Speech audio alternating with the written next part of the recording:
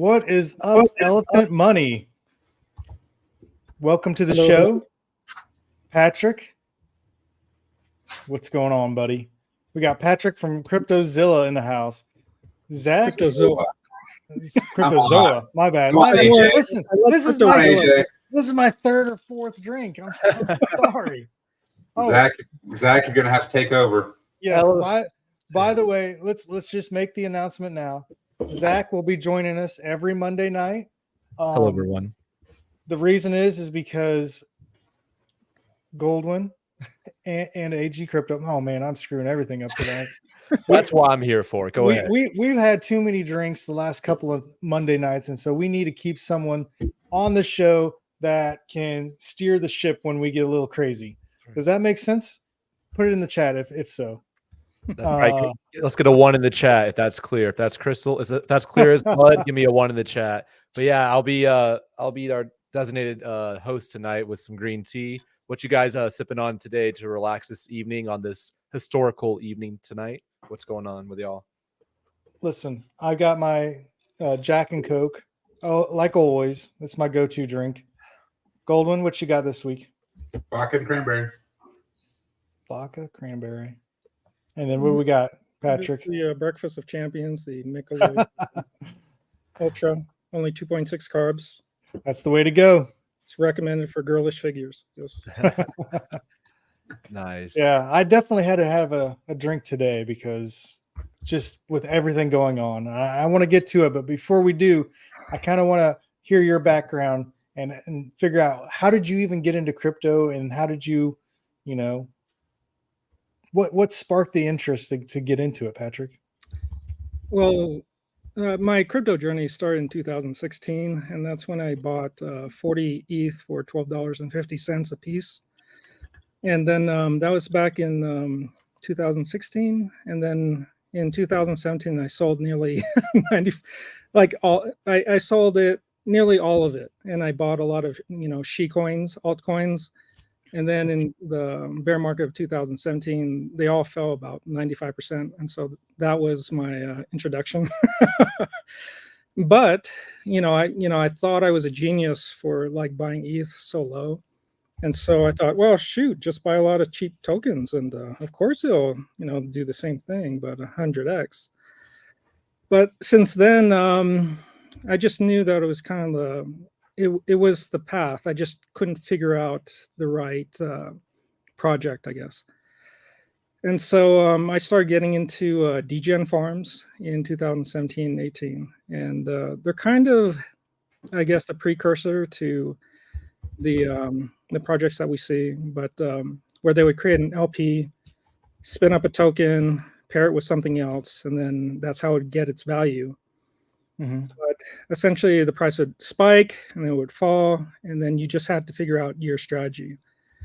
And my strategy was I would wait until it dumped. It would do a dead cat bounce. And so I would time the bottom, and then I would sell anywhere between 15 seconds to 5 minutes afterwards.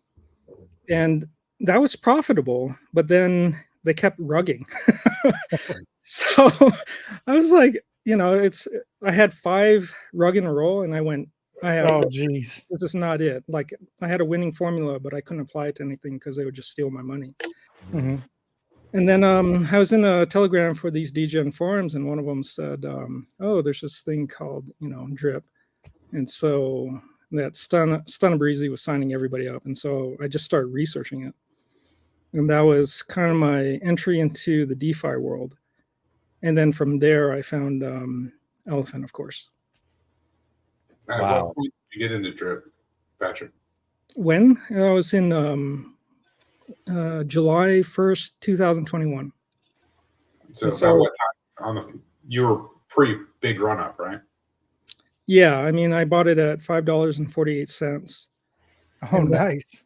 Yeah, so I put in 1,000.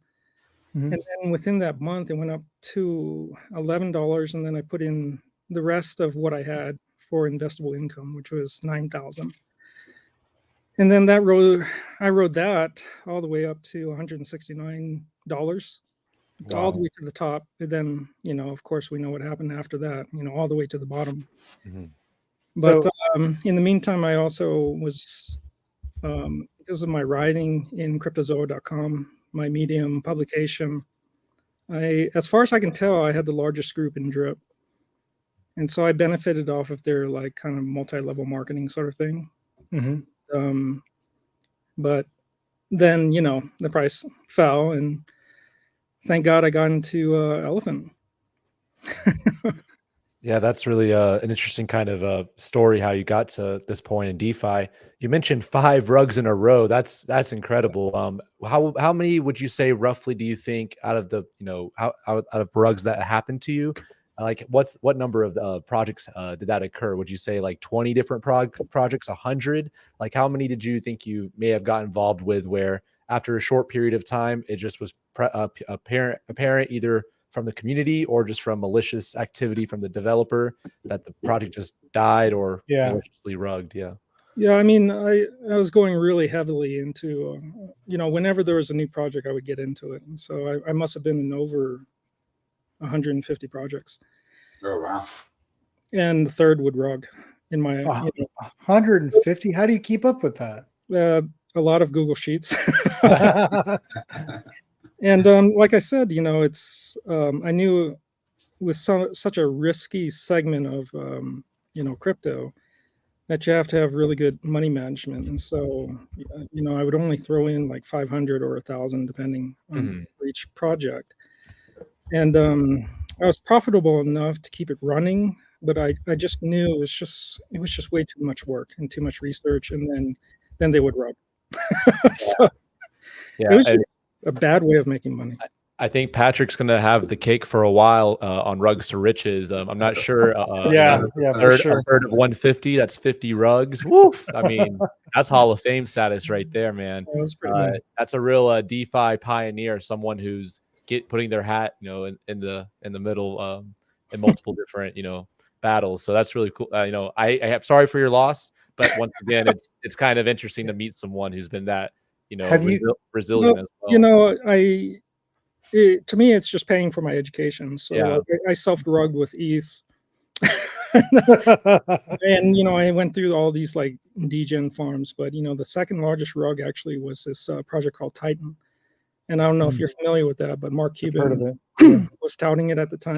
Tell the viewers here a little bit of background, because you mentioned Mark Cuban's kind of promotion or mention of it. He's a billionaire, and he threw. That's the one that BT put all of his money in that dropped. Titan Farm or Titan. Yeah, he said he put $1 million of all of his gains into it. Oh, really? Yeah, on paper it looked really great, and on paper I had something like 47,000 at its height. Like I put in like 5 or 10,000, I can't remember. But when it fell very, very hard. So it takes me 3.5 hours to drive from Denver to the place where I live, and in that time it dropped 95% in price. And so I live in a yurt or a gur. And, really? Yeah, that's awesome. It's kind of like north of the sand dunes. But once I got to my yurt, I opened up my laptop. I saw the price. I sold everything, and then I closed my laptop. Oh, forget this! Oh my god. But then I also got caught up in CO, TPS, and Swapnex, and that was for a similar amount. So I've gone about 47,000 again. But at least at that time I had enough capital build up so that 5,000 was relatively a small amount for me. But on paper it was 47,000. So it was pretty hard to go through that. But the thing is the hardest part is that I helped other people get into those. And one of them was a guy who put in 2,000-3,000, and only a week later I had to tell him, sorry, the money you put in is all gone. That's the worst feeling. It is. That's the one thing that I fear about promoting Elephant. I know it's not going to happen, but I'm always in the back of my head, what if the price drops? And sure enough, I'm getting phone calls and text messages. Hey, actually, yesterday, my buddy Fred, shout out to Fred. He's like, hey man, when's this elephant going to start moving up? Because I'm wondering why I'm still down. And you kept telling me it was going it's going to go up when I got him in, and he hasn't said anything today. He's having a baby, so hopefully he doesn't look at the charts for at least a week. We'll be back up. Otherwise, he'll be texting me again. But yeah, I mean, that's my biggest fear, man. It's just letting people down, hyping it up, and then a rug. Well, I mean, at this point, I tell people when I introduce them to this that this is the bleeding edge of the cutting edge of crypto, and everything is experimental. But when I look at elephant money and go into the tokenomics, there's a reason why 99% of my capital is just in it. It is the sustainability, the advanced tokenomics, the multiple wealth generating smart contracts. It's so amazing. I have trouble conceiving how Bank Taylor thought of it all, frankly. It's just beautiful, and it deserves all the praise that it gets. And the thing is that when you're explaining it to newbies, you can't take them back, back to 2021 and go, and then bring them to the present. Yeah. With all the knowledge that you have. It's like, how far back do I go to have them understand? But what I tell people is that research will reduce anxiety. And you can't just rely on me. If you really want to reduce your investing anxiety, you have to do the research. I love that. It's so true, right? A very popular message that is pushed in crypto amongst people who really want people to understand at a deeper level what they're getting involved with is that do your own research. And I know, like you're saying, Patrick, I learned this from you, Patrick. One time you had an article about like crypto Sherpa. I don't know if it was an article or something like that. And I thought that was such a fitting description and an apt one, is that's what a lot of people need, because I think all of us had some sort of crypto Sherpa, some sort of crypto big brother, someone to get your feet wet, show you how to set up a hot wallet, show you how to do XYZ. But it's just starting the fire. And, like you said, it's you're being a resource for them on their crypto journey. So I that's such a good message to take home. And like you said, I'm just a supplement.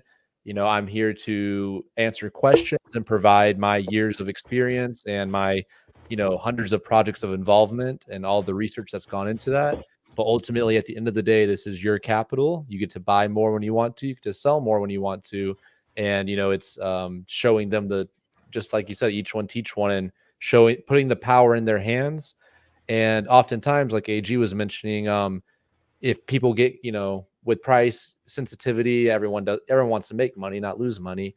And that power, like you're mentioning, on the bleeding edge of finance, that's such a powerful spot to be in both the good and bad times. And so the more people have that education, do your own research, the more confidence and clarity comes with it. So that's all we can do to help them on their journey, and stuff like this stream. That's what we do to help the message. But ultimately, that's AG I would recommend to Fred or anyone you get involved or show.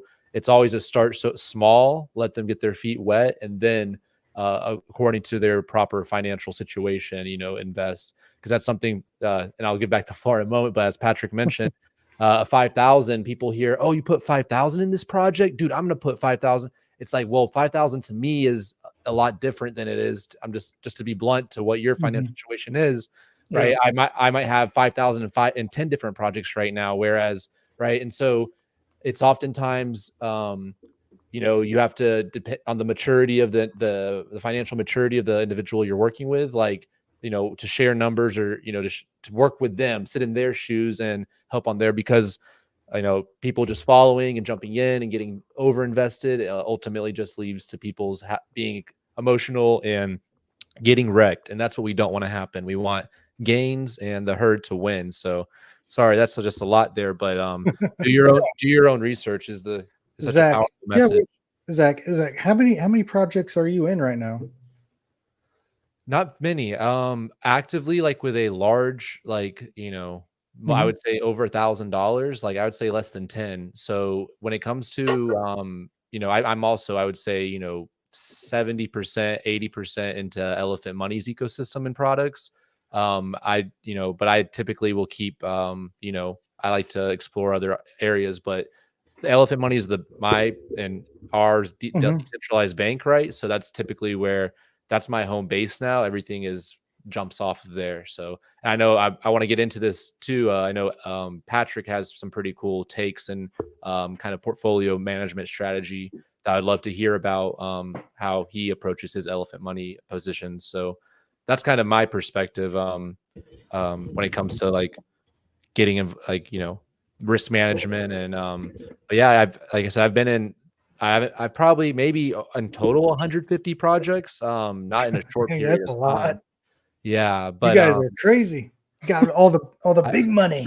no, I Well, mean, you Well, move, you learn, you grow. A lot of times, during the last bull run, I'm sure this next bull run, there's a lot of narratives that Yeah. spin up and spin down. So I tried to stay away from all the smaller projects.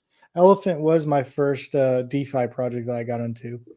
I And did then a I lot. ventured out and got wrecked. I did a lot with ICOs. So that's where Mhm. whenever I came in 2018, ICOs were really big. So I literally every ICO I could get into, I was throwing in, two, three, $500. And then I had my spreadsheet at one point in time probably had 50 projects on it. And then you just kind of lose track of stuff, when Aave changed names. I forgot what it was before, but I bought the ICO of Aave. the Lind token, What was it? Lind, L-E-N-D. Oh yeah, Lind. Yeah. So I had a bunch of Lind, and then I sold it right before I went to Aave, and then I kicked myself. Oh man. Oh yeah, man. That I know, Chuck. I used to remember seeing threads and stuff about Lint before Aave, and same thing. I Yep. was like, what is this?" And then they migrated it, and now Yep. look, they're a And then multi-billion. it just went through the roof when we went to Aave. Yeah. But- Yeah, I think that's the kind of the progression that a lot of people go through, especially if you've been in this for years, is that you think diversification leads to safety, because if some fail, you still have a core few that is profitable, and that works for a while.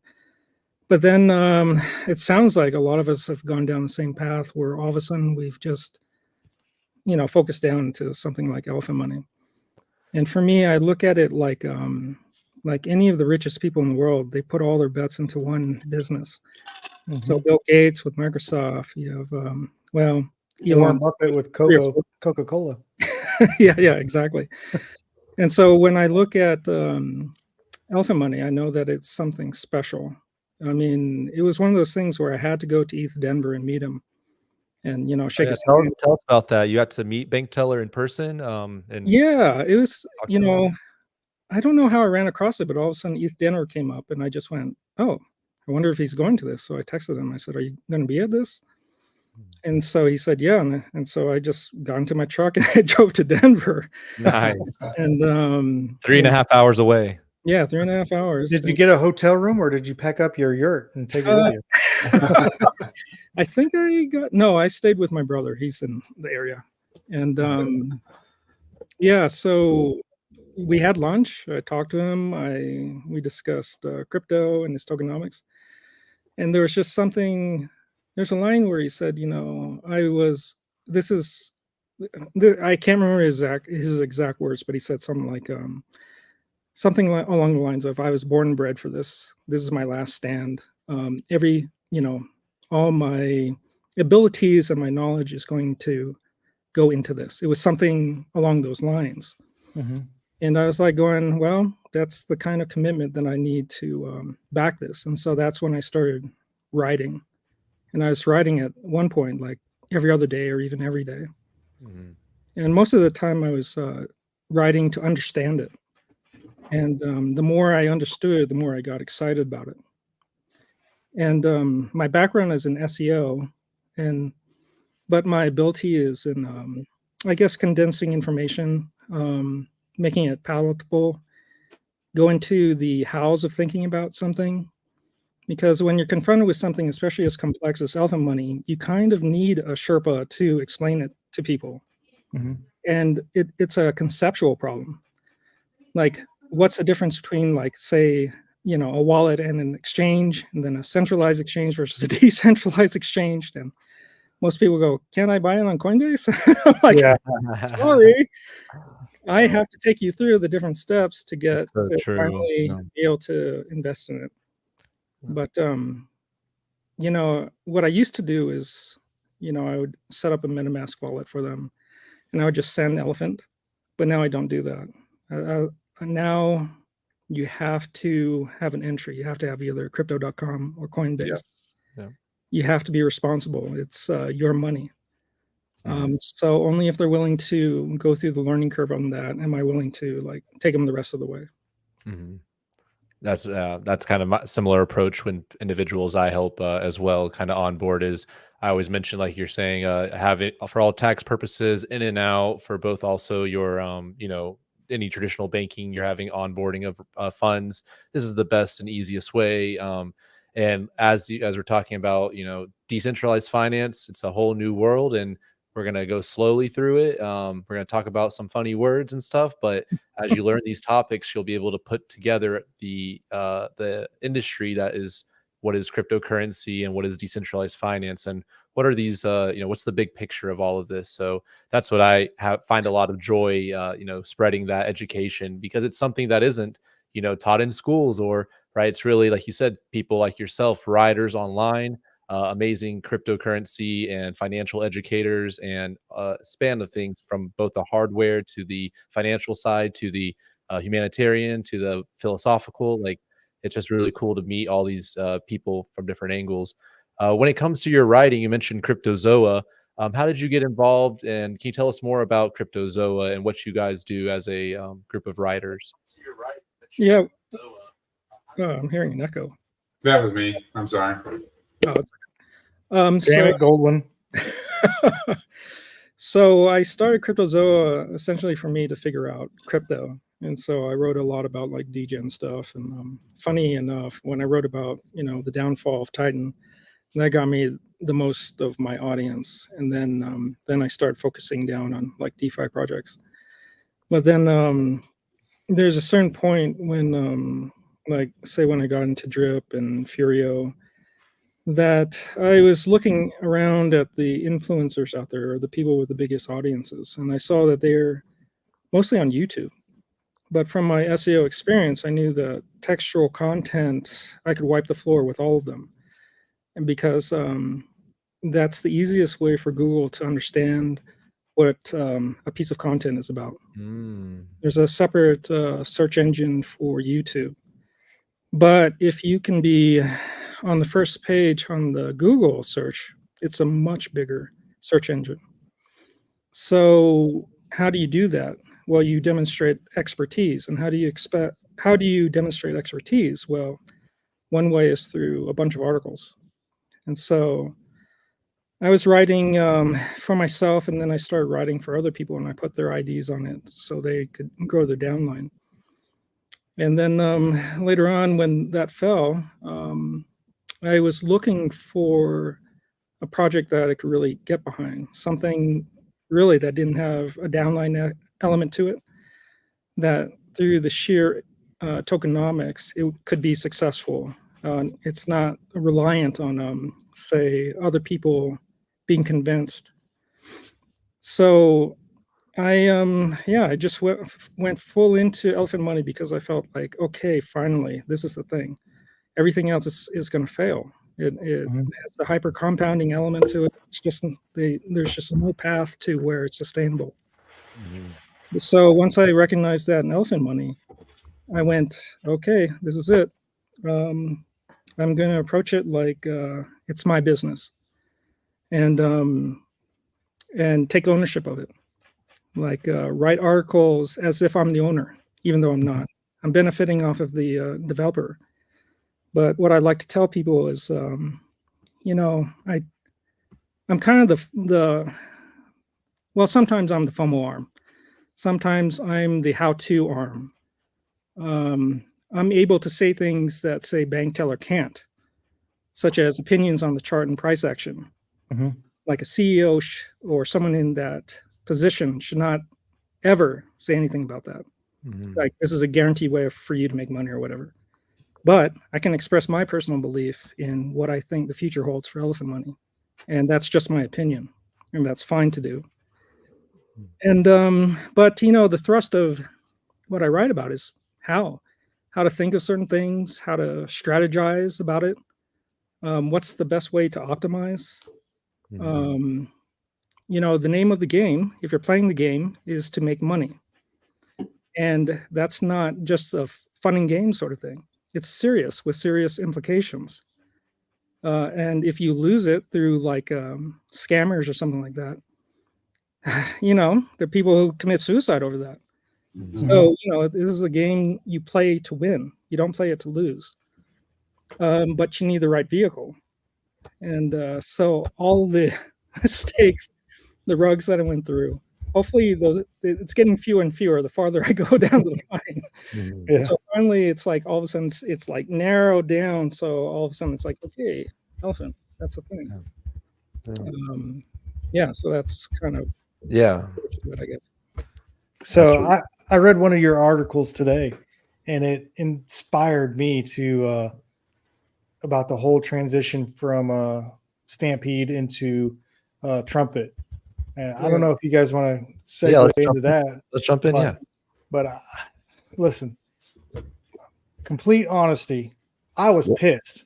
Really? I was absolutely pissed when I opened up the chat and it said, "Hey, I'm going to bump the APRs up to 0.5 after I've already rolled my Stampede to lock in my gains."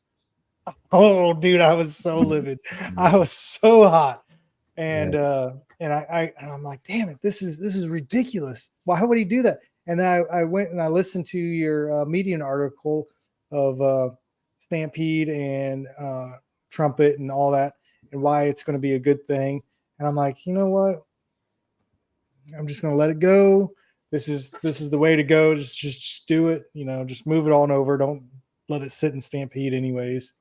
And of course, I don't know what changed his mind, or maybe he's just talking out loud. But now everything's going good, at least for me. I don't. But I'll tell you what, man, I was like gripping that steering wheel when I read that. Yeah, I mean, my first thought was, you have got to be kidding me. After all this, you're going to say that? No. Yeah. I think, you know, one thing that we can all appreciate with BT is his openness to talk to all of us, you know, because like people say, you know, you don't get to talk to Elon, you don't get to talk to any of those other big wigs. You don't, you know, and I don't know that people grasp, you know, how much access we have to somebody that doesn't need to give us access, right? Like he just needs to put the information out. But I also think that, you know, he talks without necessarily thinking first. His mind is going so fast that his fingers type, and then he, you know, goes back and is like, oof, maybe that wasn't, you know, maybe that wasn't such a good idea. Well, I mean, even if we even just disregard that, I mean, it's really kind of a minor thing that kind of blew over, and, you know, he said, yeah, we're not doing that. But just the stuff that he did do. I mean, the sunsetting of BSD, you know, the migrating Stampede balances to liquid trunk, ending the queue, like doing all those major changes within 2 weeks. Yeah. And you just realize like the massive effort that must have involved, the massive amount of knowledge that you would have to undertake that within that short of a time span, knowing that you would be faced with negative sentiment, and being able to withstand that while still doing the work. Yeah, 100%. Like when there was the first exploit, I used to go into, there's some other Telegram. It was like a hostile one. I can't remember. It might have been drip based or something like that. But he faced off against the worst insults and dealt with it professionally. And that was the first time I had heard him like speak live. and I only heard the negative stuff about him. But seeing how he like comported himself within the Telegram, like super, super negative, super insulting, calling him every worst thing in the book, calling him a thief, etc. And the way he responded to that, I just went, wait a second, maybe what's been said about him is untrue. Was that during the exploit? Right after the exploit? Yeah, right after the exploit. I know what you're talking about. I was in the same boat. I was listening to everything he was saying. He got trashed. He was, By him and Forex were going at it.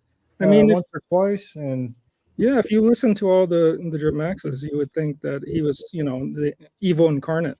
yeah, That you would never put money with him.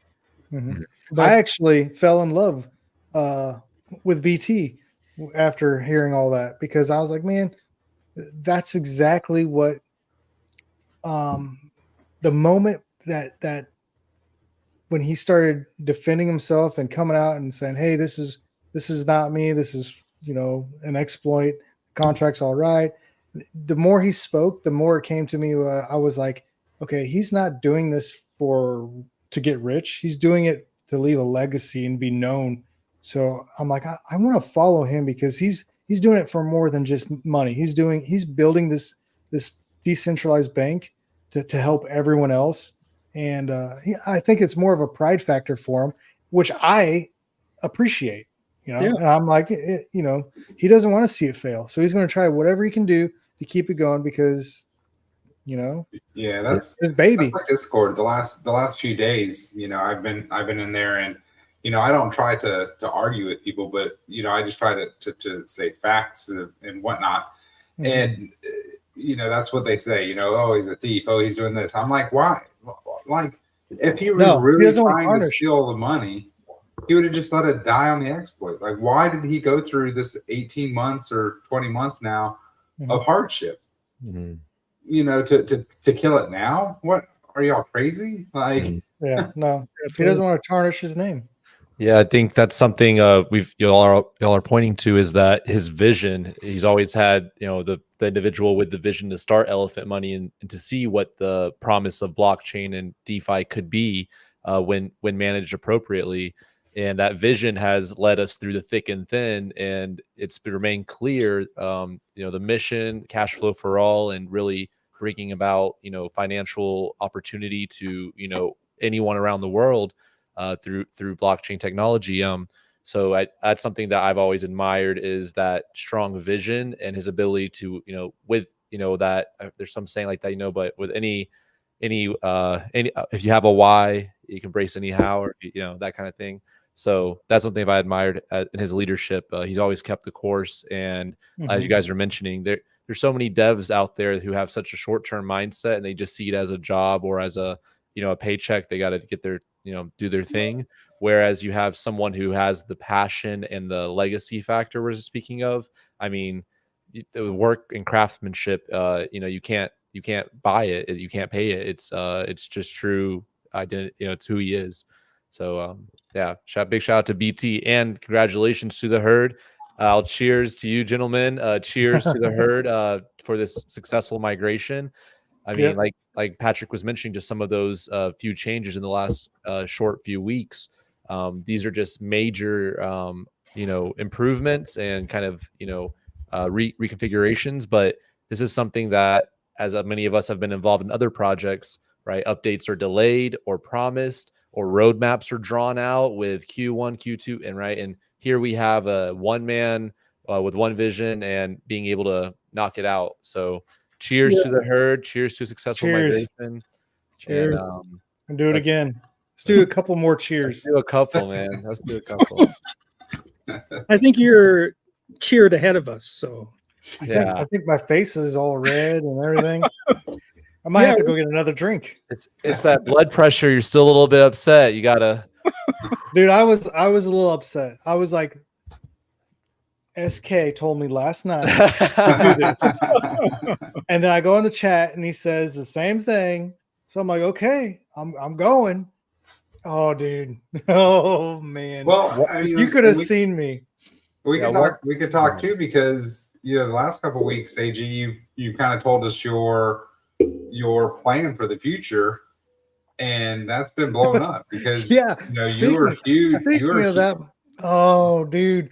So I was big on farms.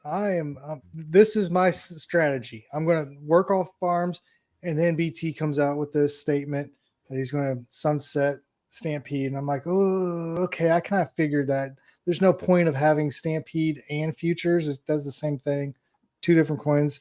I get it, but then he says, I think we're going to keep farms. There's an argument to get rid of it, but I want to keep farms. And I'm like, okay. And I don't know what the hell happened because now farms is gone. This man's been on a roller coaster ride. AG's been through it. I need a drink. He's getting him up and down. He's like, this is my new strategy. Okay, this is my new strategy. Oh, wait, hold on. This is my new strategy. I got to rework everything. Yeah. But needless to say, I just pushed all my trunk into Trumpet. And then my blue chips, which was USDT is what I was using in farms.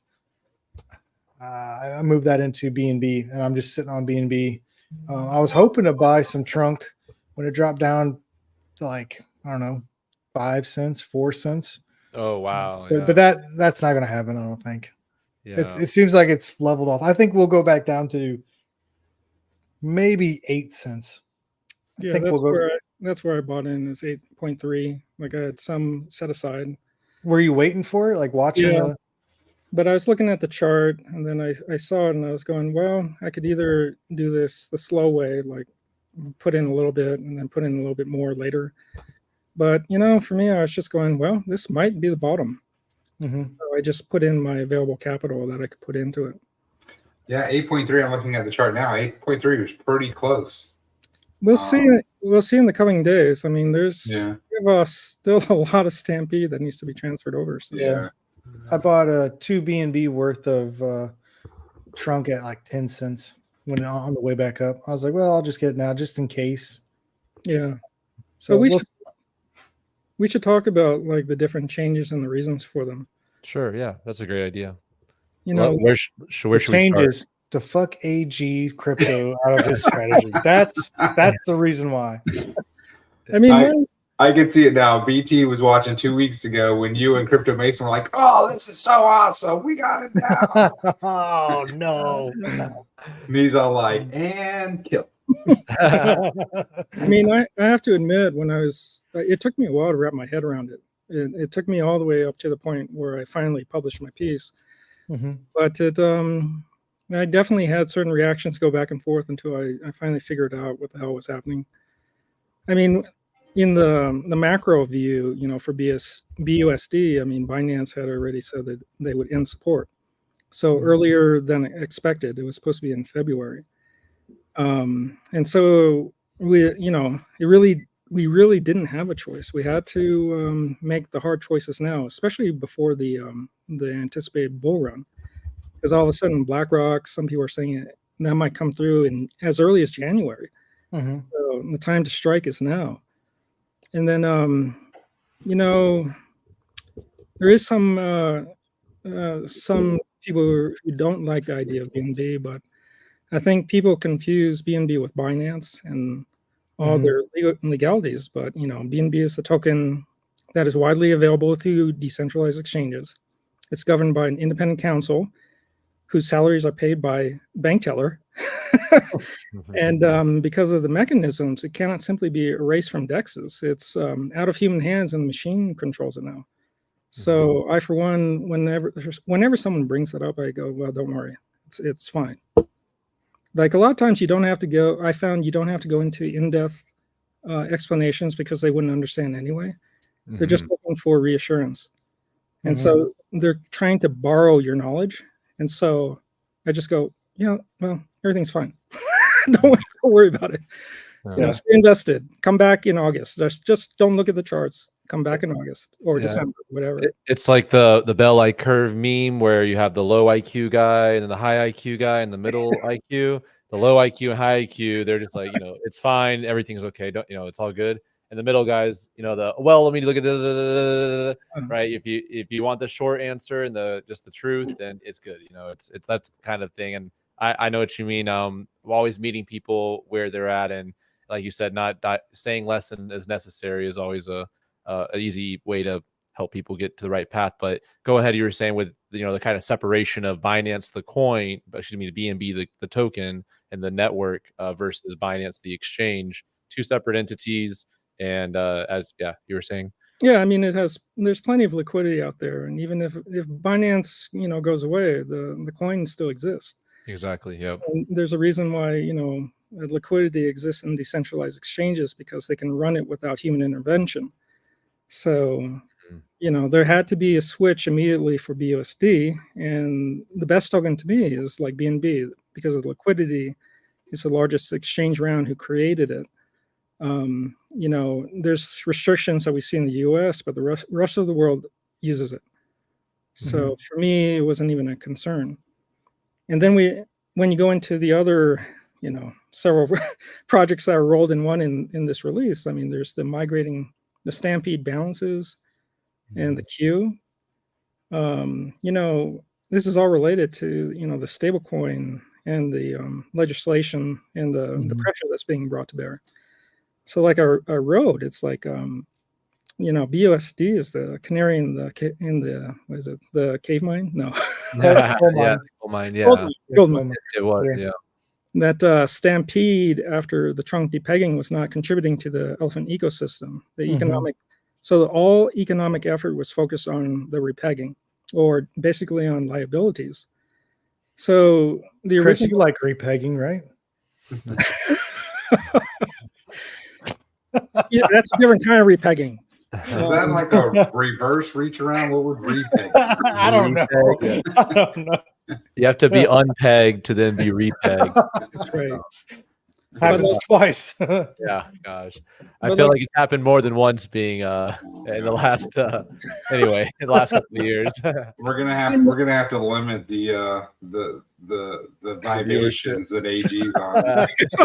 I didn't know it was that type of YouTube. If you like pegging, leave a comment. Give us a 2 in the Put a 2. Yeah, put a 2 in the I'm for comments. repegging. Yeah. Repegging. Okay. I've been waiting for a repegging for a while now. Now peg is gone. No one's getting pegged anymore. We're all going past the peg to $100 up and more. But sorry to interrupt. As we were saying, with Trunk's kind of new format and Stampede being a sunset with inflation of the Trunk token being sunset. Yeah, that's like we have to think back on the original design of Stampede, right? So it's for a stablecoin pair, but that ended with the exploit. It would only work if we got back up to it. So for me, it then became a game of, for me personally, compounding and claiming to trump it.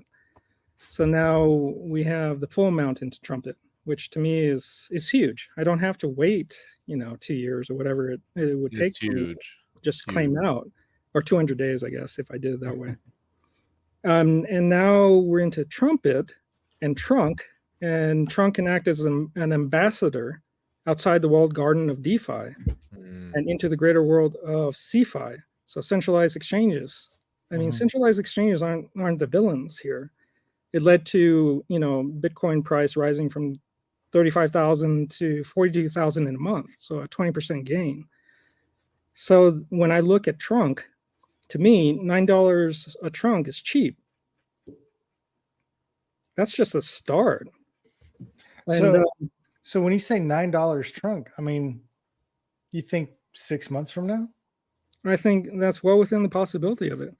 You look at how much trunk there is, and compared I'm feeling pretty good right now. I'm gonna have to go buy some. Hold on a second. Yeah. You look at the amount of tokens that are in Elephant, and you see how the buyback strategy is working for Elephant.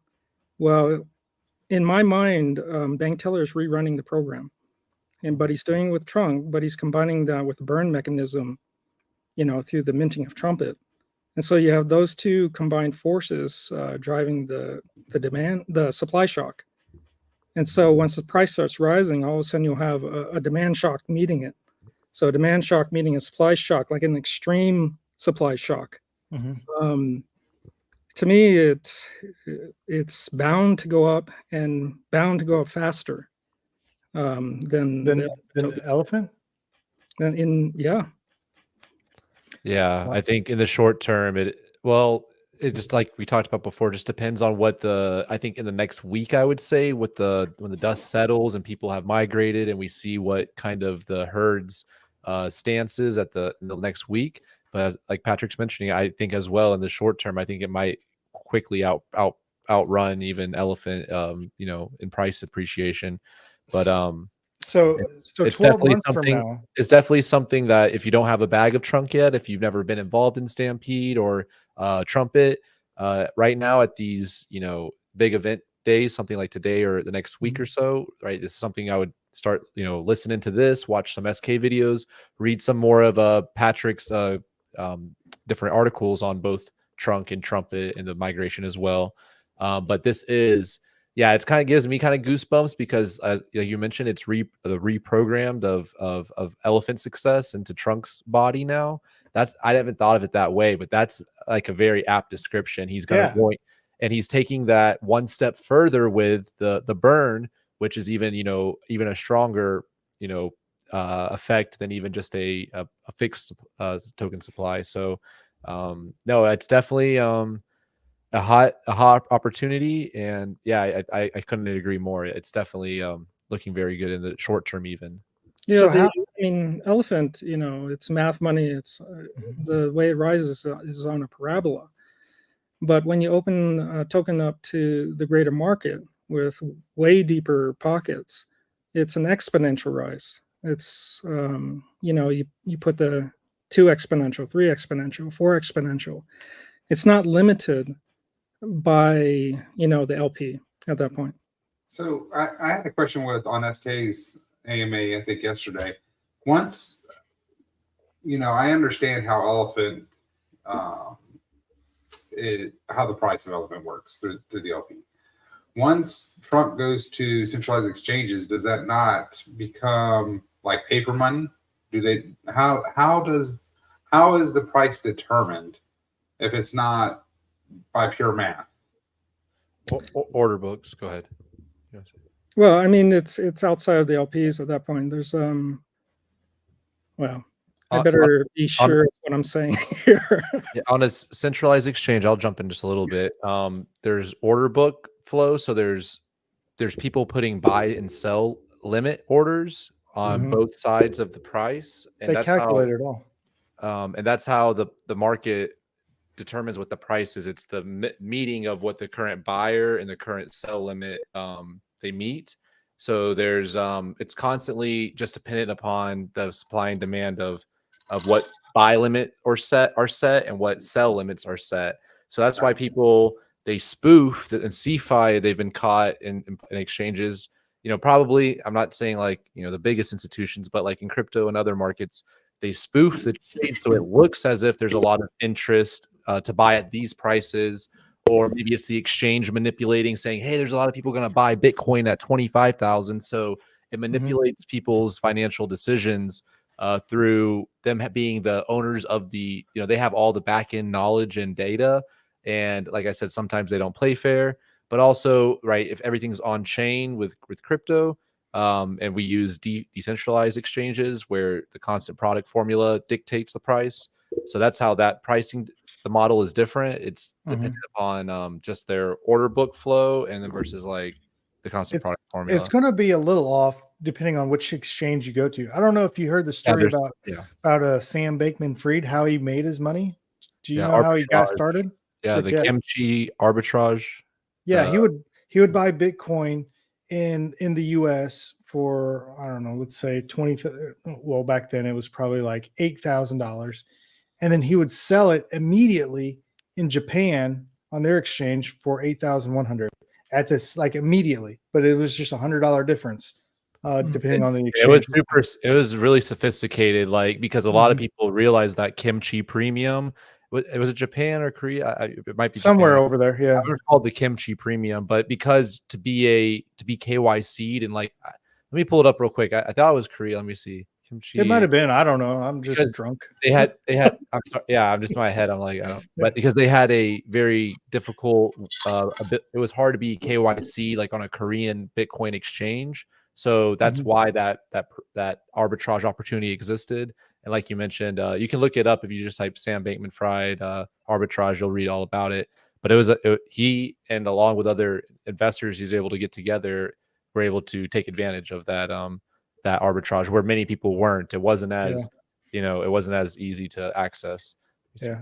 And so my point is that the price won't be the same price on all the exchanges. It'll be a little bit variant, but it'll Well, be in the ballpark. it will be now because now there's your market maker. So all the Yeah, exchanges, well, yeah. yeah, all the exchanges So- monitor each other. So who do you think the first exchange is going to be? Sorry, just jump in real quick. The kimchi premium, yeah, it says is the gap in cryptocurrency prices in South Korea exchanges compared to other exchanges located globally. Mhm. So yeah, that's what it was, South Korea. But to answer that question, I'll be a betting man. I think the first not CeFi exchange, but first exchange will be Open Leverage, which we've had previously. Elephant Mhm. Money has previously worked with in the past. I think it's going to be an awesome one because as if you get put on Open Leverage, it's a decentralized platform. People can supply trunk for both, people going long or shorting as well if you supply trunk for that. So I think there's going to be more, like we're talking about, adoption, eyes on it. We get ranked higher on stuff like Dex tools and Open Leverage. We see, oh, this is one of the most trending tokens on your site. And one Mhm. thing was really funny. I was going to ask you, Goldwyn, did you ever go onto Open Leverage's Discord page during Elephant Money's, in past, what was that, August, September run up? It was so funny if you did or if you got to check it out. A lot of them were asking like, what's this elephant thing? Why is it so expensive to, to go long on, to borrow? And it was just funny to see because it's exactly what we want. The word gets out. People see, Mhm. what is this? How the heck is it up? Why 150% in this short time? And that's exactly what's going to happen with Trunk. So I think Open Leverage is my bet. I So agree. Open Leverage. Now he said a half a dozen, so that's at least 6. If my math is right? Not if it's a baker's dozen. Hey, I was Oh, gonna, yeah, okay. I So mean, Open Leverage, that's a give me, but what's an exchange that we haven't seen already? I agree with that assessment that a lot of it has to do with adoption, Mhm. because you'll see like meme coins like Pepe, all of a sudden they're on Coinbase, and Yeah, it's, it won't go on Coinbase. yeah, That's my prediction because they don't have any BSC smart chain stuff on sure, Coinbase. yeah. I mean, that makes total sense. My guess would be it would start off with like a smaller exchange like BitMEX, something like that. Mhm. And but it also is the speed of adoption. If all of a sudden this thing takes off, you'll see major exchanges take it up, because the name of the game is we have to list the coins that people want, because the way they make money is not by buying and holding. They make money through transactions. Mhm. yeah, I think Yeah. Buy Swap was another exchange that Elephant Money previously had. BitSwap. I think it was BitSwap, wasn't it? Buy, is it BI Swap? I think it Cry, was BitSwap. Cryoptozoa, like the scrolling thing. It's Buy Swap AG BISAWP Buy Swap. I like Um, that name better, Cryoptozoa. Goldwyn, I tell you what, you misspell everything. It's okay. It's fine. I do misspell just about everything. That's 100%. It cracks me up.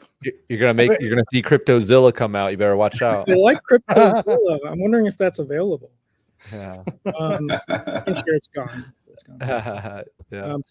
Yeah. So what are some of the other changes, like the redemption queue ending, right? Yeah, Yeah. that I've never got into that, but I can see how some people would get pissed if they're like a few days away from, I was 2 days away from from 7,000 trunk redeemed into 7,000 BUSD. So are you pissed?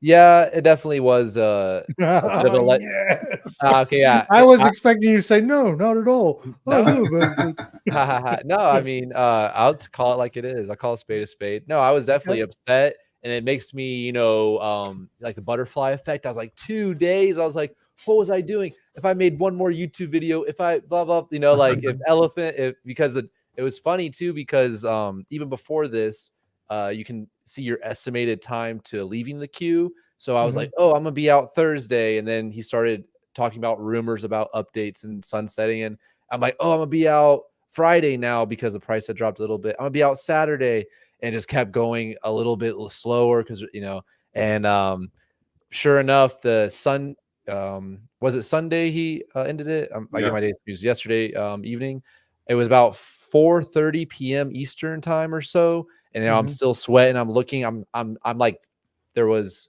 five spots ahead. I'm watching and stuff. I'm trying to be the good guy. I'm going to the governance tab. I was pressing the button. I think I was the last. I paid out 4,300 BUSD. Like 30 minutes before he sent out that message. I was like, he probably saw it. It was like, we're done. We're cut the cord. So I was like, no, I kicked out like 3 or 4 people because they had like less than 1,000. So you're welcome, everyone. Send me a dollar to BSD. But no, I think I was 5 or 6 left. And no, it's upsetting. It was 501 days sitting in the queue.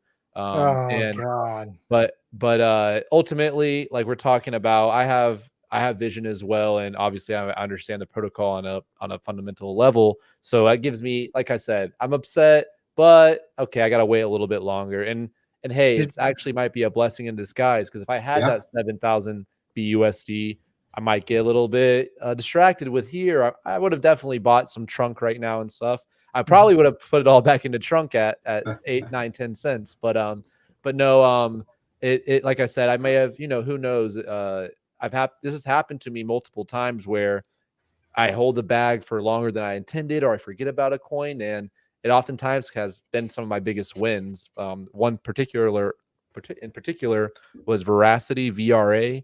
I had bought $1,000 of it, and I staked it on they have their own staking platform, their own native website and such. But because of that, I didn't see it in my MetaMask, like we're talking about. I forgot about it on my spreadsheet. I forgot to go check up on it.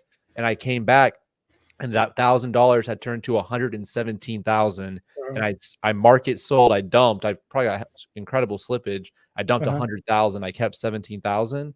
And but sure enough, yeah, man, it's a fun feeling opening a wallet and finding $100,000. Yeah, and I haven't got there yet. Yeah. So what I'm getting at, well, you've got trunk now and trumpet. So those are the kind of things when they have the set that was, I forgot about it for over a year too. I wasn't checking on it every day and buying, selling, and then seeing what people were thinking about it. It was a project I had done a pretty good amount of research on, and I had put $1,000 in, and just for whatever reason out of my spreadsheet, I had forgotten about it, and it worked out for me. Don't recommend that strategy. Was that your biggest winner? In a single transaction, yes, I would say in a single sell, but a few other ones I've had like 6-figure sales, but in one fell swoop. But I want to get back to the topic. So trunk might be a blessing in disguise. I didn't get it redeemed, but it does hurt. It stings, and I feel for all my people out there in the redemption queue. Thank you guys for fighting in the chat. I know people are sharing their minds and speaking their minds. Yeah, but it's that's what the community is about, and ultimately, yeah, it's for the greater good. So it is. In Discord, I heard a lot of complaining about the redemption queue, and I said, yeah, dude, that sucks. I get it. It's I said, but where do you cut it off at? Like, I mean, what if he said, okay, now there's 30 days? Well, then now whoever that 30 days picks up, now the people right behind it are pretty like, well, what about me? Yeah, so there has to be. And he just had to have the balls to be like, no, go fuck all y'all. He just had to draw a line in the sand. You just got to draw a line somewhere, and it does suck, and it does suck for anybody that waited that long and wasn't happy about it. Were you DMing bank teller? Like, hey man, just no, I one more day. It's funny. I thought about that to try to be like maybe, but no, I did not. And I thought as well, if I actually mentioned something, he probably would push it out faster, like, oh, to spite. So no, I didn't. I had my 4-leaf clover. I had my birthday I was petting. I was my lucky stars. I mean, none of it worked. So you just gotta buy and hold. That's how you win an elephant. So I mean, the bottom line is the redemption queue had to end. Yeah, it had to end because it was too slow. It was a conga line. It was like a soup line where they, they laid all out. They ladle out a spoonful at a time, and it Mhm. benefits those in front of the line and not the ones in back. Yeah. And like I wrote about, it was also being exploited by whales. I was in a It Telegram was. where one person admitted to creating 100 wallets with 10K trunk in each and depositing them in the queue. And some were praising him. They were going, that's a gangster move. But I just saw it as, stealing from the system. I mean, that was designed to make people whole. It wasn't for people to exploit. Yeah. And there's also having a queue for repegging. It acknowledges the stablecoin role of trunk, so that again exposes Bank Teller and the entire project to legal action. And with CZ himself going to jail, I was just like, we have got to take this. We have to take care of this before the bull run. Mm-hmm. Yeah. Now, going back to the farms, I was under the impression that farms was getting paid off of the open market. I thought that he had a contract that would go and buy off of Pancake Swap and pay all the interest through that. I didn't know that they were being minted out of thin air. That was one of the reasons why I was a little upset about farms going, because I was like, man, it's working perfectly. And then I start hearing these things. Oh, it's getting minted out of thin air. Trunk is. I'm like, well, okay, now I can see why it needs to go. But I don't know why he couldn't have kept farms and then changed the contract to where he could have just bought it off the open market. It might be a good time for anyone out there who's good at their Photoshop skills to make an updated flow chart. So like you were mentioning, AG, you can see kind of the allowances for the different contracts. But like your AG, I think the main reason why he had to cut the farms is that third party liability that existed. We don't know, all this uncertainty with regulation. We don't know about if Dogecoin is going to, something happens, or XRP or USDT or XYZ, and having to always have those that be upkeeped and managed ultimately was I get that. got it cut off the cutting board. So that's if people were under questioning why were certain aspects of the protocol removed and some kept, it fundamentally came down to which are weak points towards regulation, or gray areas of where people, if Bank Teller got hit by a bus, that it might not be updated, or the redemption queue doesn't end, or so all of these changes are to lock it up, tie it down, put on a bow, and present it to the market as the bull run heats up. And that's what is in motion, right? We have a few more weeks of December before the new year starts. So I think this is just the next, progression in these final updates for the protocol. Well, I think that it really streamlines the protocol too. I mean, you had all the Trump products, and none of them were helping the ecosystem now. Now, I do realize that Trump was the driving force on the first parabolic run. And so, I know I keep saying Discord, but that's where I hang out currently. They were like, oh, well, all the people that built this protocol are getting screwed. It's like, well, no, we get it, but all that money was stolen. So now all the money that's trying to make you whole again is from all the new people that are pushing the ecosystem. So this kind of forces us all into the same boat. Whereas now, Elephant and futures and NFTs is the driving force of the money, and it's now, Trump is no longer that stepchild that's just taking money. It still kind of is, but it's we're all in the same boat. We can all see that if Elephant, moves forward, then all of us move forward. It's not about, okay, I can build the biggest stampede, bag, and then keep rolling that over and over and over, and it's not going to help the ecosystem. In futures, if you have a maxed wallet and you take out 50,000 and start a new wallet, well, that $50,000 helps birth them. It goes into birth and it buys 50,000. Well, 90% of 50,000. An elephant. Yeah, that's it exactly. I mean, anything that was trunk related was, hidden like an ugly stepsister underneath the side menu, and that's probably a bad metaphor to use. But there's like zero promotion. Like the whole volunteer media army didn't discuss it, and that was for a reason. Yeah, exactly what you said, Goldwyn. Said it wasn't contributing to anything. Like for myself personally, I know I was in farms briefly, but there goes my Amazon. But as a light bulb there's a light bulb that went off in my head. Oh my God.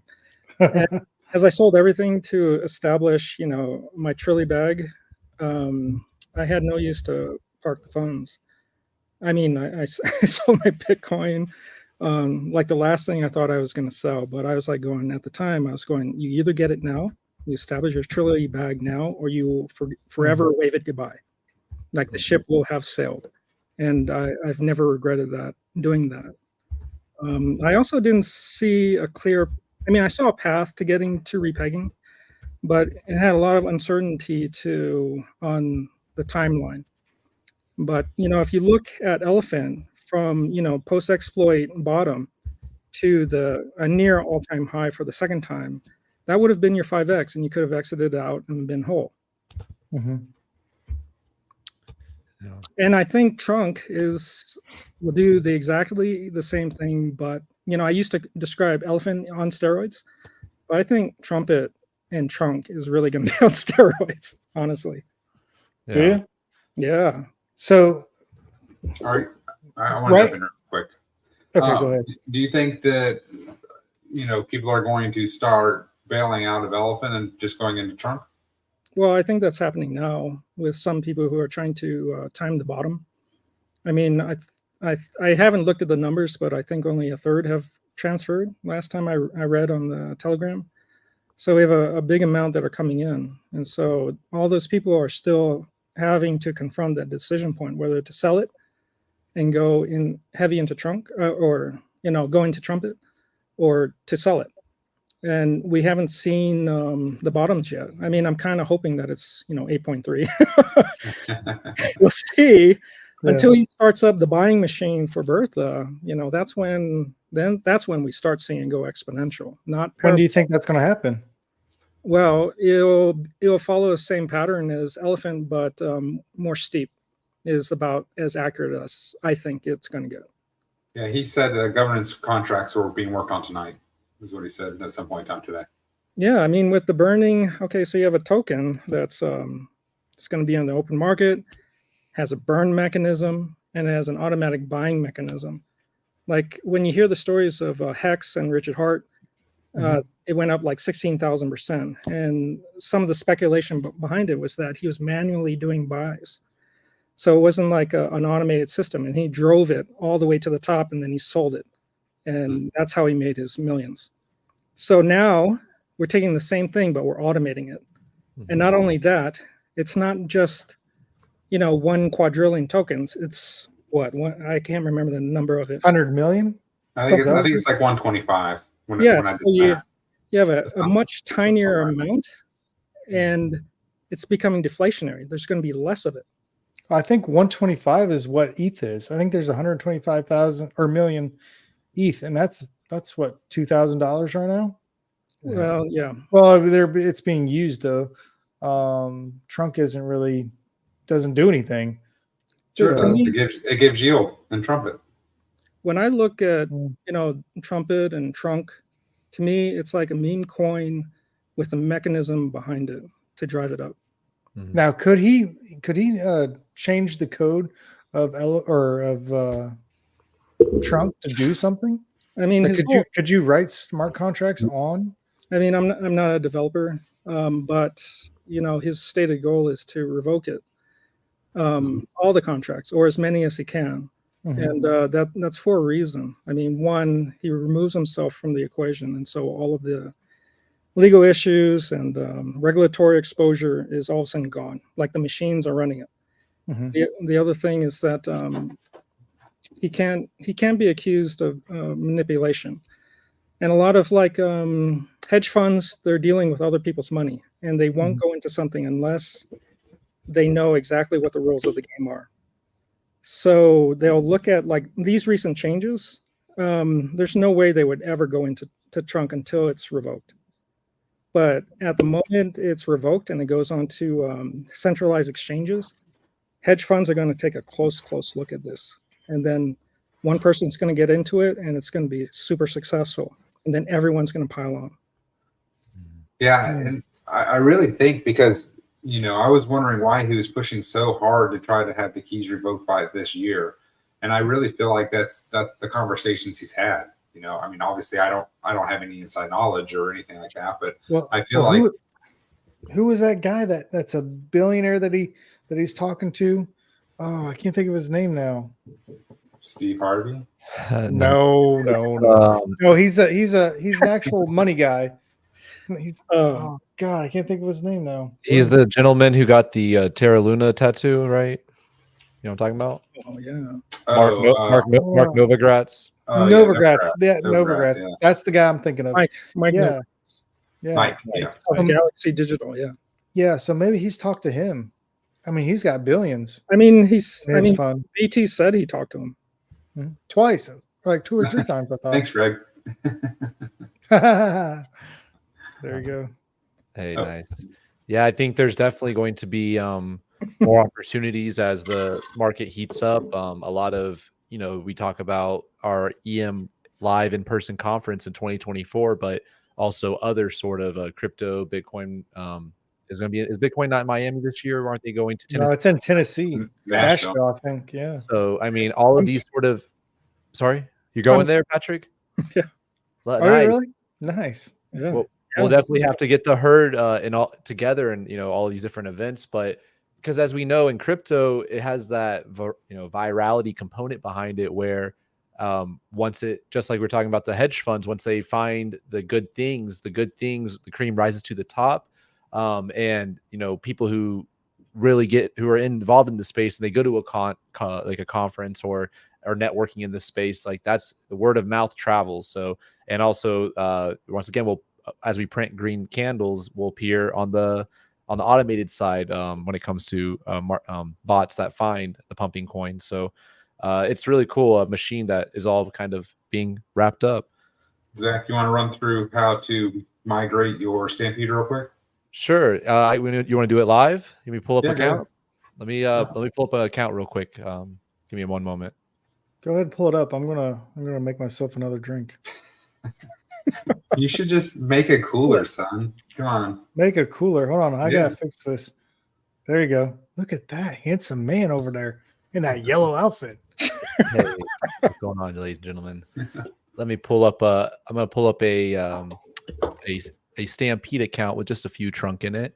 All right, don't ask me anything. Goldwyn, take over. I'm getting myself another Coke. Let's see. No problem, son. No problem. I'm gonna grab something too.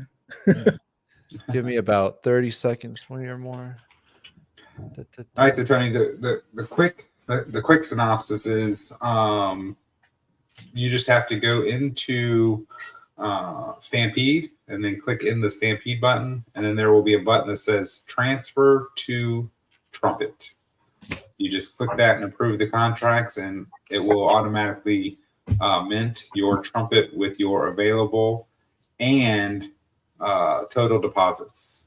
So you don't technically have to compound your available into your total deposits. It will take both of them over. That's right. Yeah.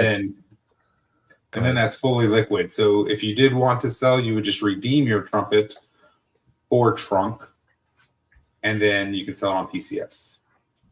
Or if you'd like to buy Trunk on Trumpet or on PCS, then you can mint Trumpet with your Trunk. But the Stampede is kind of it's just a one button migrate. Yeah. And actually, it's not called migrate; it's called transfer, because migrate was V5 to V6. I'm almost there. Dun, dun, dun. Yeah, it's it's the end of an era. Shout out to everyone who was in Stampede. I mean, I'm sure many of us found Elephant Money through our interest in Stampede or Trunk. So I think we're going to have a resurgence, just as we talked about. Trunk was responsible for the last run up. I think maybe not in the same way, but in a different kind of way, it will be responsible for our next big leg up as more people find out about our cool DeFi bank. Let's see here, though. I think I almost got an account here. Let's see. Nope, I migrated this one. I had a few that were small. Go ahead. Go ahead. What drink? Oh, I'm sorry. I thought. No, it's all right. No. Yeah, drink. Do that too. What's your favorite sandwich? That's on our list. My Mine is favorite actually sandwich. Italian from Publix. We call them Oh. pub subs. I don't know if you have. Well, you're in Colorado. You don't have Publix. Yeah, I was gonna say he's probably like, "What's a Publix?" No, I don't. Hey, know. hey, what is that? What do you got in your hand right there? Old fashioned. Oh, look at that. Ooh, look at that! Did I'm you digging make that that on ice. the break? No, I just did the premix. Bullet. Oh, bullet old fashioned premix. I like it. Yeah. Got me some old number 7 Whoa. Make sure I have enough. and some Coca-Cola.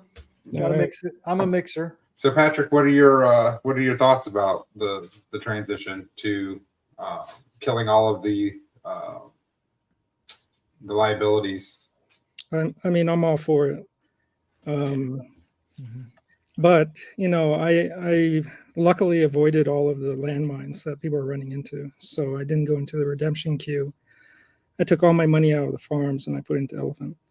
So for me, I didn't have any frustrations about it, but I understand the decisions that were behind it to make the whole ecosystem, that much stronger. So now we have all the products that we can really get behind. So as someone who's a content producer, now I don't have to say that's like, we don't really talk about that right now. Let's focus on the other stuff, Yeah, we talk about it all the time. But That's probably why we're the black sheeps. I really think 2024 is going to melt a lot of people's faces, and I hope so. I'm ready. I'm tired of people looking at me and going, "There's that weirdo that's into crypto." I'm ready. I'm ready to blast off. That's a badge of honor you got to keep wearing until you get a suit like this. Okay, that's the first badge you wear. I can't wait to be sitting here in a whatever color suit. We'll all pick different colors or something. I like it. I got it. I got an account pulled up. I'm gonna go ahead and share my screen if that's cool. Cool. Do it. Let's get it started. Entire screen. Dun dun dun.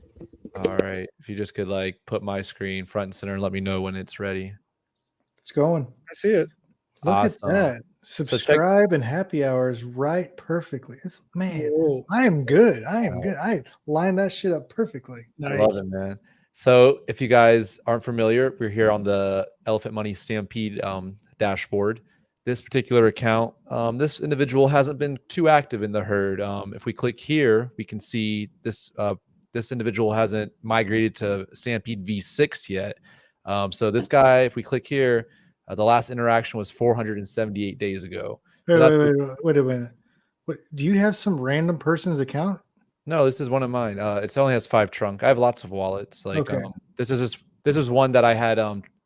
Fancy, lots of wallets.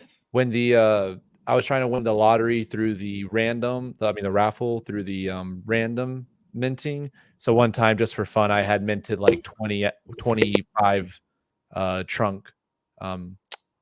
5 BUSD worth of trunk on 20 different accounts, $100. Trying to win? Yeah, that's a good idea, actually. And I didn't win though, so it was unsuccessful. So this is one of those accounts I happen to have not touched in 478 days. So I'm gonna go ahead and migrate it to the newest, version of Stampede, which is probably where you'll start off at if you've been active. What are you using, Rabby wallet? Yes, this is Rabby. See, that's nice. 68 cents. Dude, you don't use Rabby yet? Do you still use MetaMask? No, I use SafePal. Yeah, SafePal. SafePal. Oh, you got to check. I will show. I got to make a whole tutorial on Rabby. It's so nice, and it is the best wallet I've ever used personally. I don't do the online on the computer. I feel like my computer can get hacked over my phone. So really, what are you laughing about, Goldwyn? I just I don't use a computer because it can be hacked, but my cell phone is fine. Oh man, shut up. Yeah, keep your security safe, whatever you feel comfortable, and you take proper precautions and use that method that you feel good with. I was going to jump here though, so this is probably how your Stampede currently looks like. You'll see you have some sort of total value here, some sort of available trunk in your dashboard. So what we'll do is just click Stampede. And as Goldwyn talked out, there's this easy button right here, transfer to Trumpet. So I'll just click that. What's cool with Rabby, I really like, it's very easy to change the gas fee to 1, right? So instead of paying 22 cents, I'm only asking to pay 7 cents worth of BNB for my gas fee. So Yeah, that's a much better feature than SafePal has that, but it never works. Every time I've switched the gas fees on SafePal, it's always bounced. yeah, I've experienced that with like MetaMask because I've also like manually adjusted the gas limit, and yeah, I agree, it doesn't work for me, but here it works every time, smooth, fast. So after that, so I'm gonna go ahead and get 2 new trumpet. Woo woo! On a good note, Zach, once you convert to the trumpet, you can then move that to your other wallet if you want. That's right. So that's the beauty of this update. Oh, I didn't know you could do that. Yeah, trumpet no is fees. transferable, wallet to wallet as No fees. no taxes, no fee. Yep, no fee. Now, is it a transfer option, or do you have to just send it It's like just you're a sending- token. You just send it. So now, Yeah. so ta-da, my transaction complete. So like you're mentioning, if let's say I wanted to send it and hey, I don't see trumpet in my wallet. Let's see, it won't show it here. Hey, where's that coin I just got, that trumpet coin? Yeah. What I would recommend people always do, right? Always start at elephant.money. Yeah, the wiki. Yep. Wiki or here on the page itself. Yeah, And each page has it.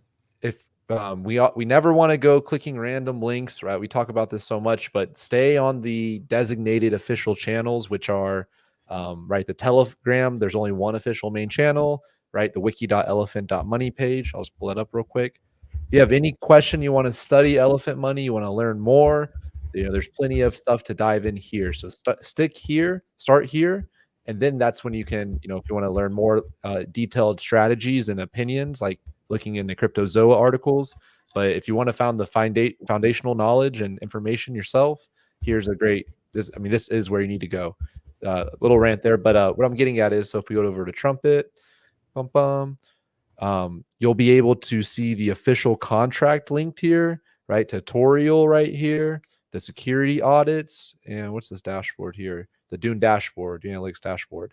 So if I click contract, it's going to take me to the BSC scan page with the address for Trumpet. And then I can see here, token tracker, elephant, Trumpet, contract right here, 0x5474, yada, yada. I can click copy address. If I go back to whatever wallet you use, you can, let's see if Robbie, if I know how to do it. Let's see, we got a wallet. AG, clip this tomorrow and make a short. Don't tell me what to do.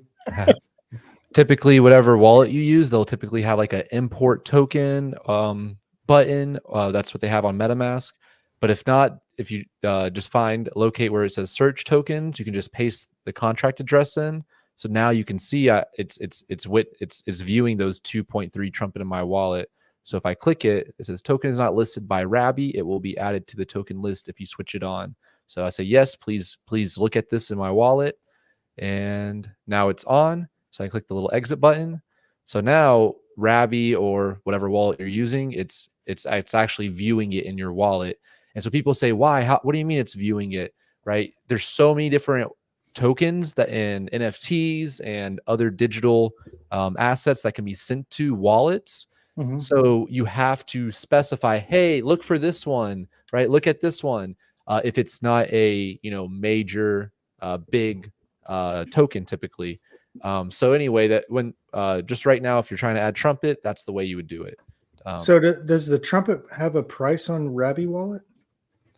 So it won't show. A good question. If I click here, oftentimes if the token once again isn't correctly indexed and they don't have APIs and stuff set up for it yet, it will show a value of 0. So AG is saying that those 2 trumpet are worth $0 because it does not know that, oh, a trumpet is X amount of trunk, and trunk has a market price. So all of that has to be set up. I think Rabby has some sort of system where you can add your token and it can track it, or maybe there's a whitelist approval. I'm not too sure, but yeah, sometimes it might show the actual USD dollar value. This is just showing that I can now interact with it. So right now, like you mentioned, I can send it to my other wallet, or maybe send it to a friend or family member that I'm helping onboard. I can, if I click swap here, I think it's probably going to have a error here, but I'm not too sure. I'm not going to go through all this right now. Let's just see for fun, just to see what will happen if I try to swap to USDT. Let's just see what happens. Get quote.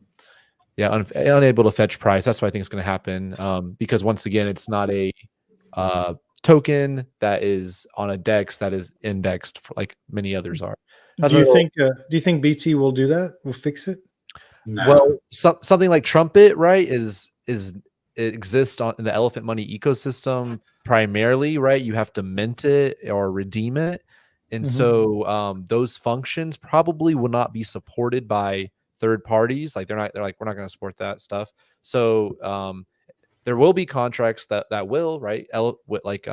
Decentralized finance is about, right? They often are, the analogy of a Lego, money Legos is used. So other contracts can use Trumpet and they can use Trunk. They can build, they can build other, use cases for these tokens. But natively, like I think Goldwyn mentioned, yeah, I don't think that it will ever be. You'll have to go through the elephant.money to unwrap, redeem, and such. So, but for something like Trunk, I think that will be quickly supported, like he's saying, if it gets on things like 6 exchanges, if it gets on MEXC, if it gets on BitMEX, if it gets on some of these other ones that they're just looking for, they're looking for these new token listings, then it probably will get picked up more prevalently, and it will be able to be swapped within something like within even a wallet. You'll be able to swap for a Trunk, just like our recent partnership with Jumper Exchange, where now no matter what chain you're on, you can purchase Elephant token. You just go to jumper.exchange, you select your starting out chain. So let's just say I'm a BNB, but it can be any chain. You just look for Elephant, and they have Trunk too. That's cool. Let's see here. Well, the Trunk is coming up. Okay. Let's see this if it'll come up. In Jumper, though, I noticed that I wasn't able to just buy Elephant off of it. Maybe it's my ignorance of it, but it seemed like I had to buy a different coin first and then swap it. So what is Jumper? It's just like a change now? It's a change now, but think of them instead of it change now as like a business, right? It's like me, hey AG, hey Patrick, hey Goldwyn, let's make our own crypto business, right? They have I'm not sure if it's a decent, it's by Lido Finance, I think. So I think there's some sort of conglomerate, but it's basically doing what Change Now is doing, but I think on a decentralized network fashion. So I think it's aggregating all the different routes. So let's say I wanted to go from Ethereum, ETH to BNB. It's showing you the different aggregators, the different. It's kind of like you're consulting. Let's say you want to buy insurance. You go to insurance salesman. They say, hey, we can go with State Farm. We can go with Geico. We can go with, right, because they have this quote at this one. They have this quote at that one. So it provides you different quotes. And Patrick, to answer your question, I think you can go straight to the Elephant token. So here on BSC scan, I'm just grabbing the Elephant contract address. Not to contradict myself, go through Elephant Money's website, right? You just go here, go to Elephant, right? Scroll down, you'll see right over here on the right, token tracker. Is this the one here? So I get the token address for Elephant here. So same thing with Jumper. It looks like they've got Trunk listed. That's funny right here. Well, no, they don't have Trunk. I'm sorry. It's because I have it in my wallet. But if I just paste the Elephant token address here, it will come up straight to Elephant. Or like I mentioned, if I add it to my wallet real quick. So let me go back here, add Elephant to this wallet address. Boom. So recognize this token. Oh, blocked. Nope, don't want to block it. Okay, I guess it's recognizing now that I have it on this website. Let's see. Maybe because I have none in my wallet, it won't come up. Strange. But I just wanted to show you that real quick about the Jumper exchange. So yeah, you just put Elephant's contract ID here, and it knows it's on the BSC. And it doesn't matter if you're coming. So just a little alpha. What I personally like to do, like when I'm purchasing Elephant or Trunk, I usually will withdraw on Coinbase via the Polygon Matic blockchain and get USDC. And so typically I'll use USDC on Polygon and then buy, a stable coin or buy BNB to mint NFTs. So anyway, just sorry, little jumper exchange tutorial. We can go back to the full screen, and that's how you do the migration, though. Or not. Is it migration? What are we calling it? The trumpet to the Well, it's trumpet migration, but I think it's just called transfer. So transfer. Yeah, that's okay. why I've been trying to say transfer, since that's what the button actually says. Transfer. Tony, did you get that? If we could to Patrick, I was curious, what is your personal approach to building an elephant money portfolio? Are you a fan of any particular of the products? Do you want to? I know you mentioned you're buying your trillion bag of elephant. What's kind of your big picture when it comes to building your elephant money portfolio? Yeah, I mean, there's a light bulb that went off in my head when I was looking at elephant and the way the ecosystem works together. And I'm really just focused on the three main ones. So the NFTs, elephant token itself, and futures. But when I was looking at it, I was like going, how do I duplicate Bertha? Because she gets a portion of everyone's transactions, whether it's buy, sell, or transfer. So it's kind of like an ever-flowing flow of elephant into her coffers. So how do I do that for myself? And so what I did was I, like I've said before, and even in Medium articles, like I do have a Trilly bag, and I established that first. But then I was going, how do I not touch it? So I created a large futures account that allows me. It starts at like 6 figures. You can make your guess if it's high or low figures. Oh, you started your futures account 6 figures? Yeah, I went all in, and because I wanted to retire now, there's no way that I don't blame you. Go back into the corporate world. So I would do anything possible to do that, and futures was the way to do it. But I was thinking, okay, what is the way to do an ever-flowing flow of elephant that's better than reflections? Mm-hmm. Because reflections, when you look at it, is pretty tiny. And unless you like the one level down for referrals really won't do it either. I mean, I probably have one of the largest groups, and it's still not that much. So then I looked at NFTs, and I was going, well, that's it, because that spits out elephant into perpetuity, depending on how much you have. And so if you have, like, say, 100 NFTs, and they produce 20 cents each, all of a sudden that's what, $20 a day? Yes. But the thing is that it's a percentage of the treasury. So as the treasury grows, all of a sudden, let's say the treasury does doubles. All of a sudden it's 40 cents per NFT. Mm-hmm. So there's a 10x. All of a sudden we're talking about $4 each. And so times 100, so $400 a day. And that's not even taking into account the doubling. And so a lot of people realize that. Like they think. It doesn't take into consideration that that's elephant too. So that's not really taking into consideration that price appreciation either. Right. And I think one of the biggest things that I don't think people understand with the NFTs is, like you said, that's 20 cents a day, today. Right. But if the elephant price 10x's, that means going back in history, that was $2 for that day. Yep. Mm-hmm. Per NFT. Once it went from round 1 to round 2, the value of my holdings instantly doubled. That's a huge W in this market. You're telling me you just got a double of your position? Yeah, crazy. It's crazy. I love it. So how many NFTs do you own, if you don't mind me asking? You give us a ballpark. More than 50, less than 200. Okay, Goldwyn. That's what he said. But the more important thing is to get into some sort of DCA schedule. So like right now, I'm buying 2 a week. Gotcha. Oh, okay. Done. That's awesome. The reason is because I see it's it could be bigger than the elephant token itself, if you have the eyes to see it.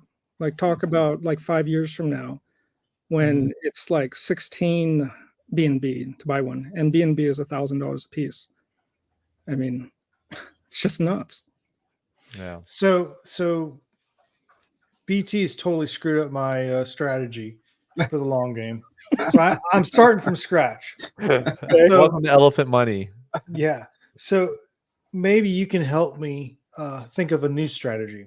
Okay. He just told you the strategy. I'm going to tell you my strategy or my position. Okay. Okay. All right. So transparency. My goal for Elephant was 150 billion. I got there. this week on the last dip Woo! That was a on W. Saturday. Good job, Thank man. you. Let's drink to that. Okay. Yeah. Cheers. Okay. So I got to my elephant goal of 150 billion. I've got 25 NFTs. Okay. Trunk tokens. I've got 85,000 trunk tokens. You're so good, man. I'm just letting you know you're in such a great position. I'm sorry, keep going. I know, but I'm not a trillionaire. You know what I'm saying? Sure. So, but every time I look at my profile, or not my profile, but my I guess that's what it's called, right? Profile. I guess your exposure to each of the assets. Or I don't know. It just seems like, I'm constantly, like, every day it seems like I'm losing money, but I'm not losing it. It's just the price is down because the elephant's gone down because that's my biggest holding. But where do I go now? Where do I start feeding my money into? Do I buy more trunk tokens? Do I buy more NFTs?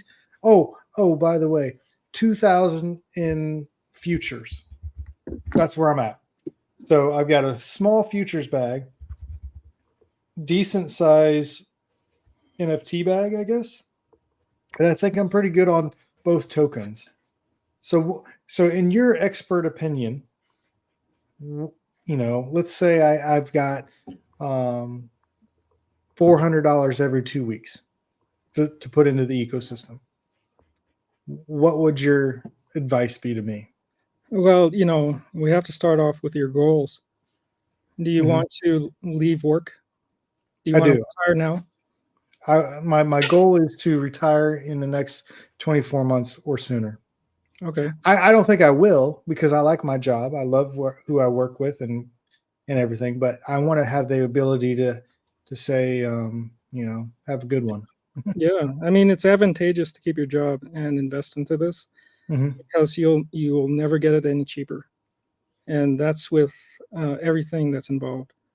And whether you're talking about NFTs or trunk or elephant, the cool thing is that the wealth generators in different ways. And so, if your target is to be a multimillionaire or a billionaire at some point, which could happen within the next 5 to 10 years with the portfolio you just told me about, you have an easy problem. It's not someone who can only put in starting with 200 and then only put 200 a month or every 2 months. Like in the town I live in, there's a bunch of poor people who are trying to get to an income level that's basically minimum wage. And I'm like going, yeah, give me 200 a month for 4.5 years and we'll get you there. Yours is in the multi-million-dollar range. So there's, like I say, it's like, it's really easy. Just keep doing what you're doing. I mean, you could just buy. It's easy to say that, but then I'm like, man, am I making the right decisions? Should I be putting this into like the S&P 500 instead of elephant money or Bitcoin or something? But my thinking I've got belief in it.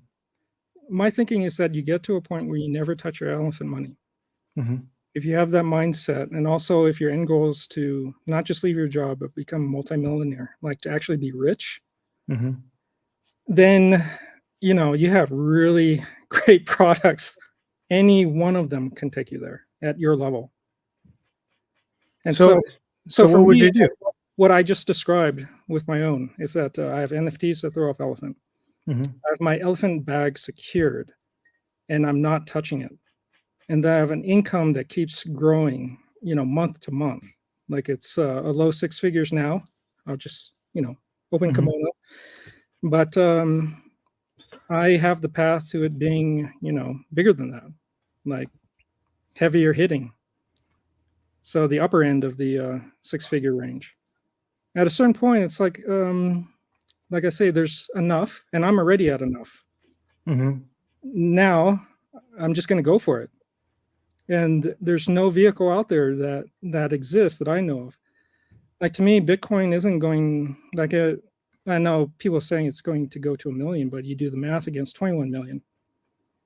It's pretty high. Yeah. To me, it's like it'll bump up against 100,000 and then it'll drop, because the thing is, like I said before, it's like these exchanges, they don't make money on buying and holding. I mean, they do, but they make the most of their money in transactions. And so they'll drive it up, they'll drive it down, they'll drive it up, drive it down, just like gold. Gold is another store of value. And the gold ETF, they said the same thing. It's going to do 1,000x, and it didn't. But your plan, I mean, you're right on right now. The only thing I would add is like Trunk, because Trunk is going to, mark my words, I mean, everything is cool, but Trunk next year is just going to melt people's faces off. So you think I should be buying Trunk at this point now? You'll never find it. Well, you might find it a little cheaper in the next 2 weeks, but after that, say goodbye. It's going to be like the plan that he has with the burning and the buying and putting on centralized exchanges. It's like the playbook to pump, like to send a coin into the stratosphere. Like, I thought Elephant was it until I heard about his plan for Trunk. Yeah, Really? it's really cool. You know, we're starting at a position where we have a 70-60 million dollar treasury that is 1% or 1 to 3% of its APR is allocated to pumping Trunk.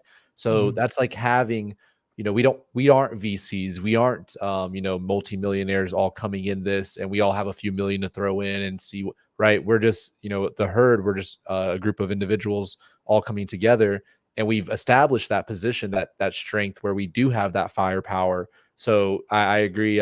If I could throw in my hat and my little 2 cents is, with your current position, I would agree with Patrick. Just that $400 every 2 weeks that you currently have available, I would focus on for the remainder of the year to pick up Trunk at these prices, and you know, see the kind of, as we move into 2024, see what where you may want to pick up some more. But I couldn't agree more. I think you also are set up for having a multi-million-dollar portfolio, and it just goes back to, are you looking to have more, you know, immediate income? Do you want to focus on your, you know, futures or not? But in the short term, like I said, to answer your question bluntly, yeah, Trunk is what you need to be accumulating and minting Trumpet. Yeah. Okay, so buy Trunk and then put it in the Trumpet, or Yes. should I just keep it? Because I've already got like 85,000 in Trumpet already. That's Well, incredible. The biggest thing with Trumpet you have to remember is the taxes in and out. But I've been in Trumpet since day one, and you're literally clearing those taxes within a month. So if you're going to hold Trunk for any time more than 30 days, it just doesn't make sense not to be in Trumpet. And I wanted to answer Tony's questions real quick, because he said he was confused because he got half as many Trumpet than he was expecting. Trumpet is a ratio of Trunk to Trumpet. So when you bought it, it was probably at like 2.45 ratio. Well, that ratio, Tony, will never go down. So however many, let's say, for instance, you had 1,000 Trunk that you migrated over. So you would have got roughly 400, and been a little bit less than that. But in the Trumpet, on the Trumpet page, it'll tell you how much Trunk that's worth. That takes into consideration if you were to sell it right now too. So that takes into consideration that 5% out as well. So that confuses a lot of people. However, just know that you got 0.95% of your Trunk value in Trumpet. So what it is, it's a ratio. So, you know, if you have, let's say, 500, you need to multiply it by that ratio of 2.45 or whatever it is right now. And that's how many Trunk it's worth. Great explanation. Yep, that's it. That's great. Just know that you still have the Trunk. It's just wrapped up in Trumpet token, which is always going up. And there was a very early comment about Trunks and Trumpet's APR. right now I'm seeing on the Dune Analytics dashboard that Trumpet's annual price change is at 150% APR. So that's meaning Trumpet's ratio of 2.47 current, right? It's appreciating at 150% year over year. And that's increasing as more people migrate, more people find out about Trunk, right? But also on top of that, right, the Trunk APR within that is at 126%. So That's crazy. getting really good return on your capital, getting involved in. Yeah, and I can verify that too, because like I said, day one I put in my Trunk and I just looked at it yesterday and it was over 100% more. Yeah. I wanted to ask kind of Patrick, if we could pivot back to you. What is your, big picture, big dreams, hopes and dreams for Elephant Money? And in particular too, you mentioned, you spend a lot of time with your office hours reaching out to kind of people in your community to help educate them. How do you see crypto's role in helping them with their finances? And just kind of what if you could have your own personal hopes and dreams, what would they be for this space? Yeah, I mean, my hopes and dreams were that I would find something that wouldn't rug me. And that would actually be, sustainable at a certain level. And so that was my entire quest, like to have something that could help both myself and other people. And, all my dreams about it essentially became realized with Elephant Money. And now I have no hesitancy in telling others about it, other than if they don't have zero knowledge about crypto, then it's a harder path. But I'm in a community that is kind of an example of what's going on in the greater economy, which is the haves and have-nots, and the kind of the low end of the job scale. What's available to most people is like retail and then cutting bud for marijuana farms. Unless you're into construction or plumbing or have some sort of skill behind it, there's just nothing else. And those jobs are very limited. And so I'm kind of behind bank teller's vision that, income for all.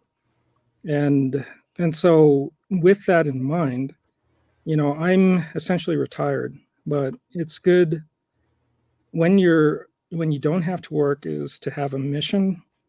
And then that, I don't know, just makes your life have a purpose. And so I keep office hours at my cafe and I meet with people and I talk to them about Elephant Money. And then I onboard them. And I have to withstand, the questions like this week when elephant price goes down. But, honestly, it's like if they have little knowledge about crypto, they're relying upon you as like a shoulder to lean upon. And honestly, at first I would go through the entire explanation of it. It's like, okay, well, the tokenomics are like this, and there's different levels to it, and they have different products, and they interact. But then all of a sudden, it's just like, don't worry, yeah, don't worry, just don't look at it. Come back in August or something. That's usually like someone right now. They had an Elephant Money bag, and basically they just gave me cash, and I sent them elephant. This was in the earlier days. And I swear that everyone thought I was like a drug dealer. I kind of was. I was like, the first taste, I'll make it easy for you. Yeah. But once they're in it, and it's just so funny that all of a sudden, like it was during the run up and everyone just expected it to keep going and going up. And part of that was my fault. I was just going, yeah, it's a token that only goes up. Yeah. I'm in the same boat. I kept telling everyone that. Yeah. And so then all of a sudden it's like I get this latest dump, and like my brother is going, is this the end? Is this the end? And I'm like going, you're up 100%. What are you talking about? Yeah. It's like the APR on the best savings account you can get is 5% a year. And you Yeah. They're freaking out. But yeah. Now I just reduce it to one line. It's going to be fine. It's going to be fine. Just don't look at it for a year. Come back. You'll be happy. So I guess that's kind of my view is that, like I say, I take ownership of this. Like I run this as a business and I run it through my LLC. So my view of my role is as an evangelist and to just extol what my knowledge of it is according to every person's understanding. So depending on the person's knowledge of crypto, I adjust that, and also to their income levels. But luckily I have like a project that has all sorts of wealth generators, and all of them are great in different ways. And in the meantime, you know, I can, since I run it as a business, I can go to these conferences and write them off. So that's kind of like my approach to everything.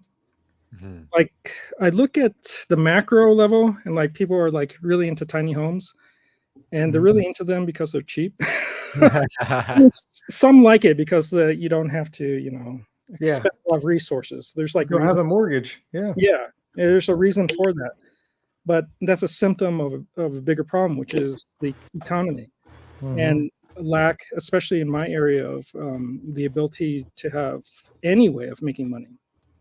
So to have something that's an income generator first, and even the ability to get rich and even mega rich exist. And so it's kind of it's a big gift for people who can recognize that. And I think then, you know, houses can not just be investments, they can be homes, and you can choose whether to live in a tiny home or not. I think at base level, we're good animals, and we've just been, you know, we've been taught that we need to work at a job until we're 65, and modern day slavery. We think we're going to travel, but then, you know, you get set in your ways, and it's like travel. You know, you need to be physically sharp, you need to be mentally sharp, and you want to be in a place that you can enjoy the sights that you see. So I'm like going, my biggest mission is to retire people, get them out of the rat race. There's no reason why you should be making money for other people, especially with something like elephant money. Yes, preach. I love it. That's we all share that fire, that mission. Cheers. There you go. There we go. Cheers to that. Man, what a gift to give. You know, bank tellers brought this up before, but you know, what more important job is there out there than putting food on the table and helping, you know, people in situations to do that. So I can't agree more. I share that passion to helping share this, you know, this gem that I've been fortunate enough and blessed enough to find, and really hope to pass on that gift and be that to someone else's life. And it is coming to fruition, because like we're talking about that, you know, there's so many projects I've helped people get involved with and make a little here, learn about DeFi there. But when it comes to building a home in DeFi and building a portfolio and finding a bank in this space, now we have that. So I have people who have been in elephant money for 2 years or a year and 7 months, right? And they have trunk, they have their elephant that's gone up this. So it's so satisfying to see that those hopes and dreams that I had for these people coming into reality. And I love it. I have you know, I know all of us want that for all the people in our lives who we share this with. So yeah, that's yeah. I mean, in my town, I mean, there's it really comes home. I know the name of the game is like to make money. That's the game. And but then if you talk about it with people, it's like, especially in the town where I live, and I have a person who's like, her house is probably going to be foreclosed upon. But what does she do? She hands me $200 and says, I want to buy elephant. Or I have another person who lives in a tent in the harsh Colorado winters. I know of another guy who lives in a cave. I mean, these sound like weird, like this can't exist, but it exists. There's several people that lives out of their vehicles. Like that's where they sleep at night. And to give them, like, the poor recognize a lifeline that the rich never do. Like they see that and they go, I will take that. If that leads to something that changes my life, I will do that. And that's always inspiring. Yeah. Let's see right here, Leonardo. What gets me is the naysayer YouTube channels. I find Bay of Fact with Herd FR2R factual. Hey, yeah, that's a good point, Leonard. You know, it's so much easier to share negativity, fear, uncertainty, and doubt, FUD, right?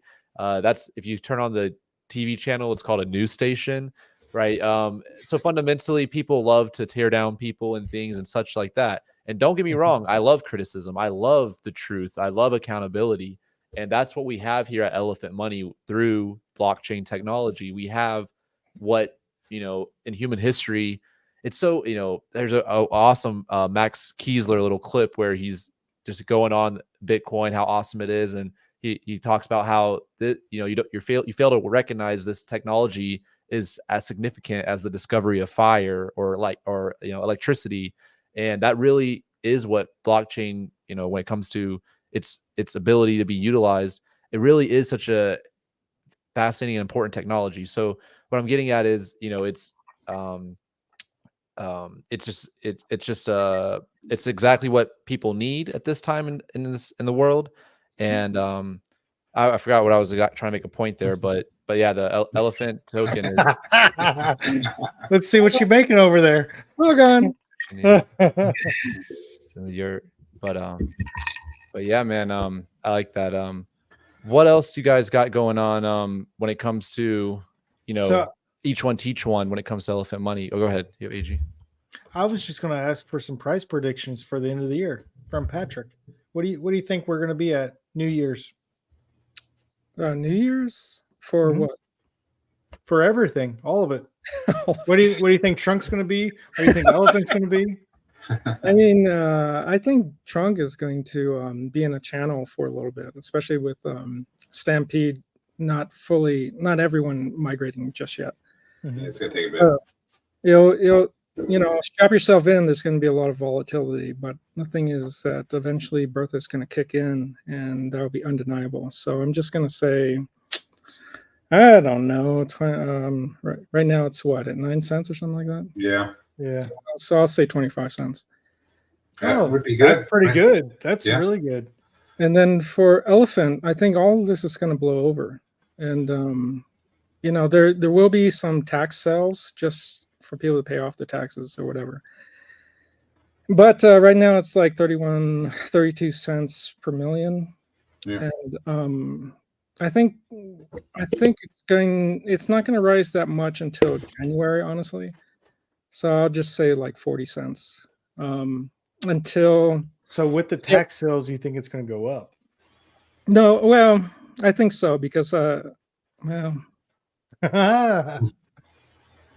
yeah, I'm just going to say it's going to go up. I think there will be some tax sales, but not everyone's going to do that. And then what else would there be?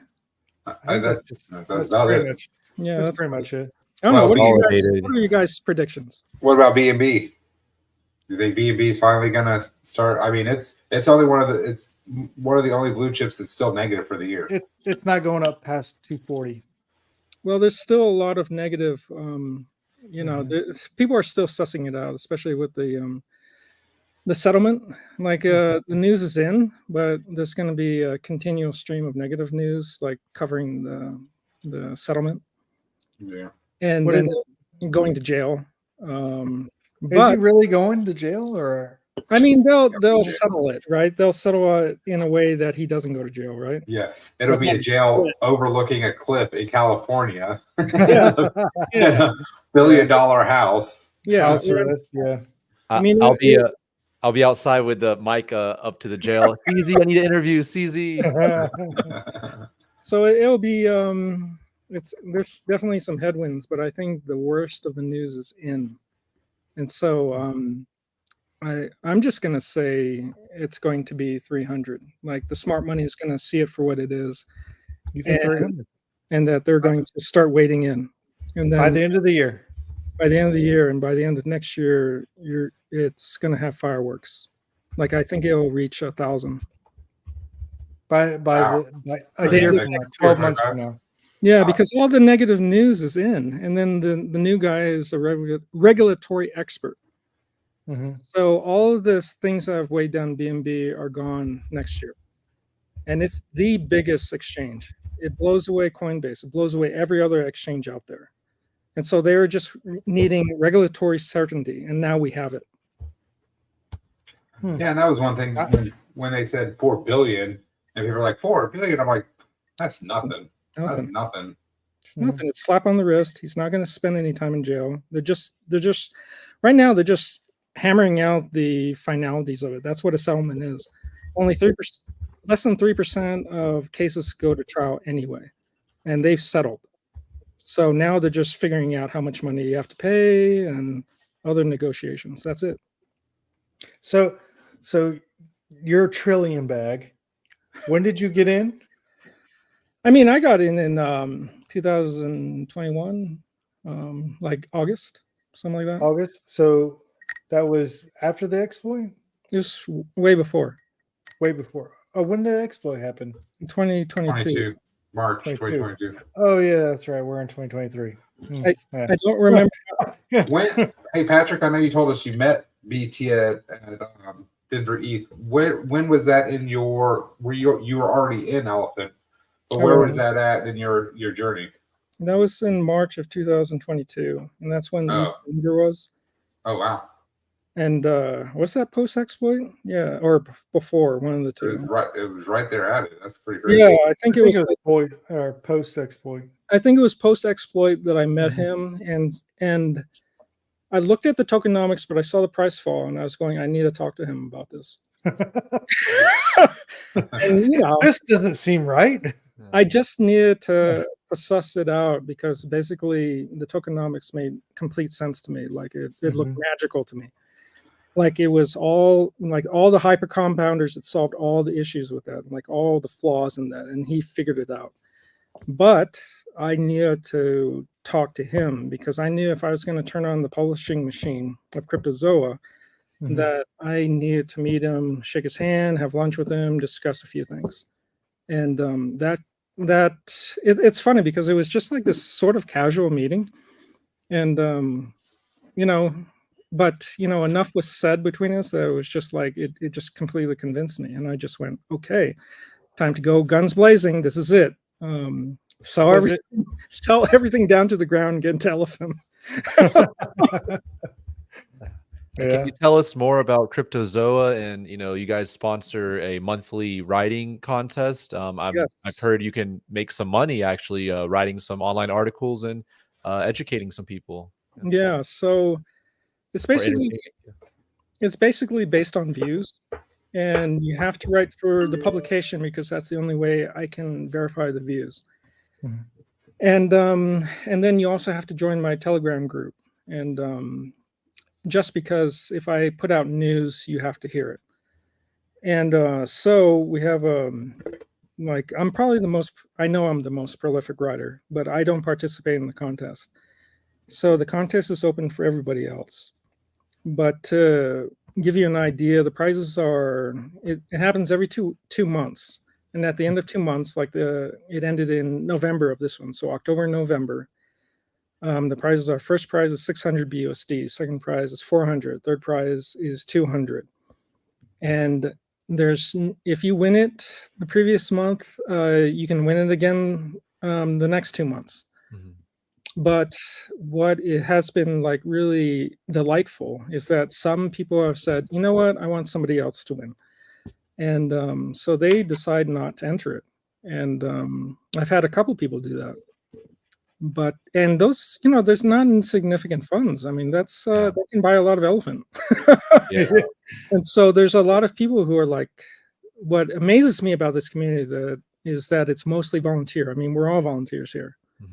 All we do is we believe in the project itself enough to do these sort of things, like this interview or this YouTube, my Medium article. I mean, you Zach, you have your very own YouTube channel, and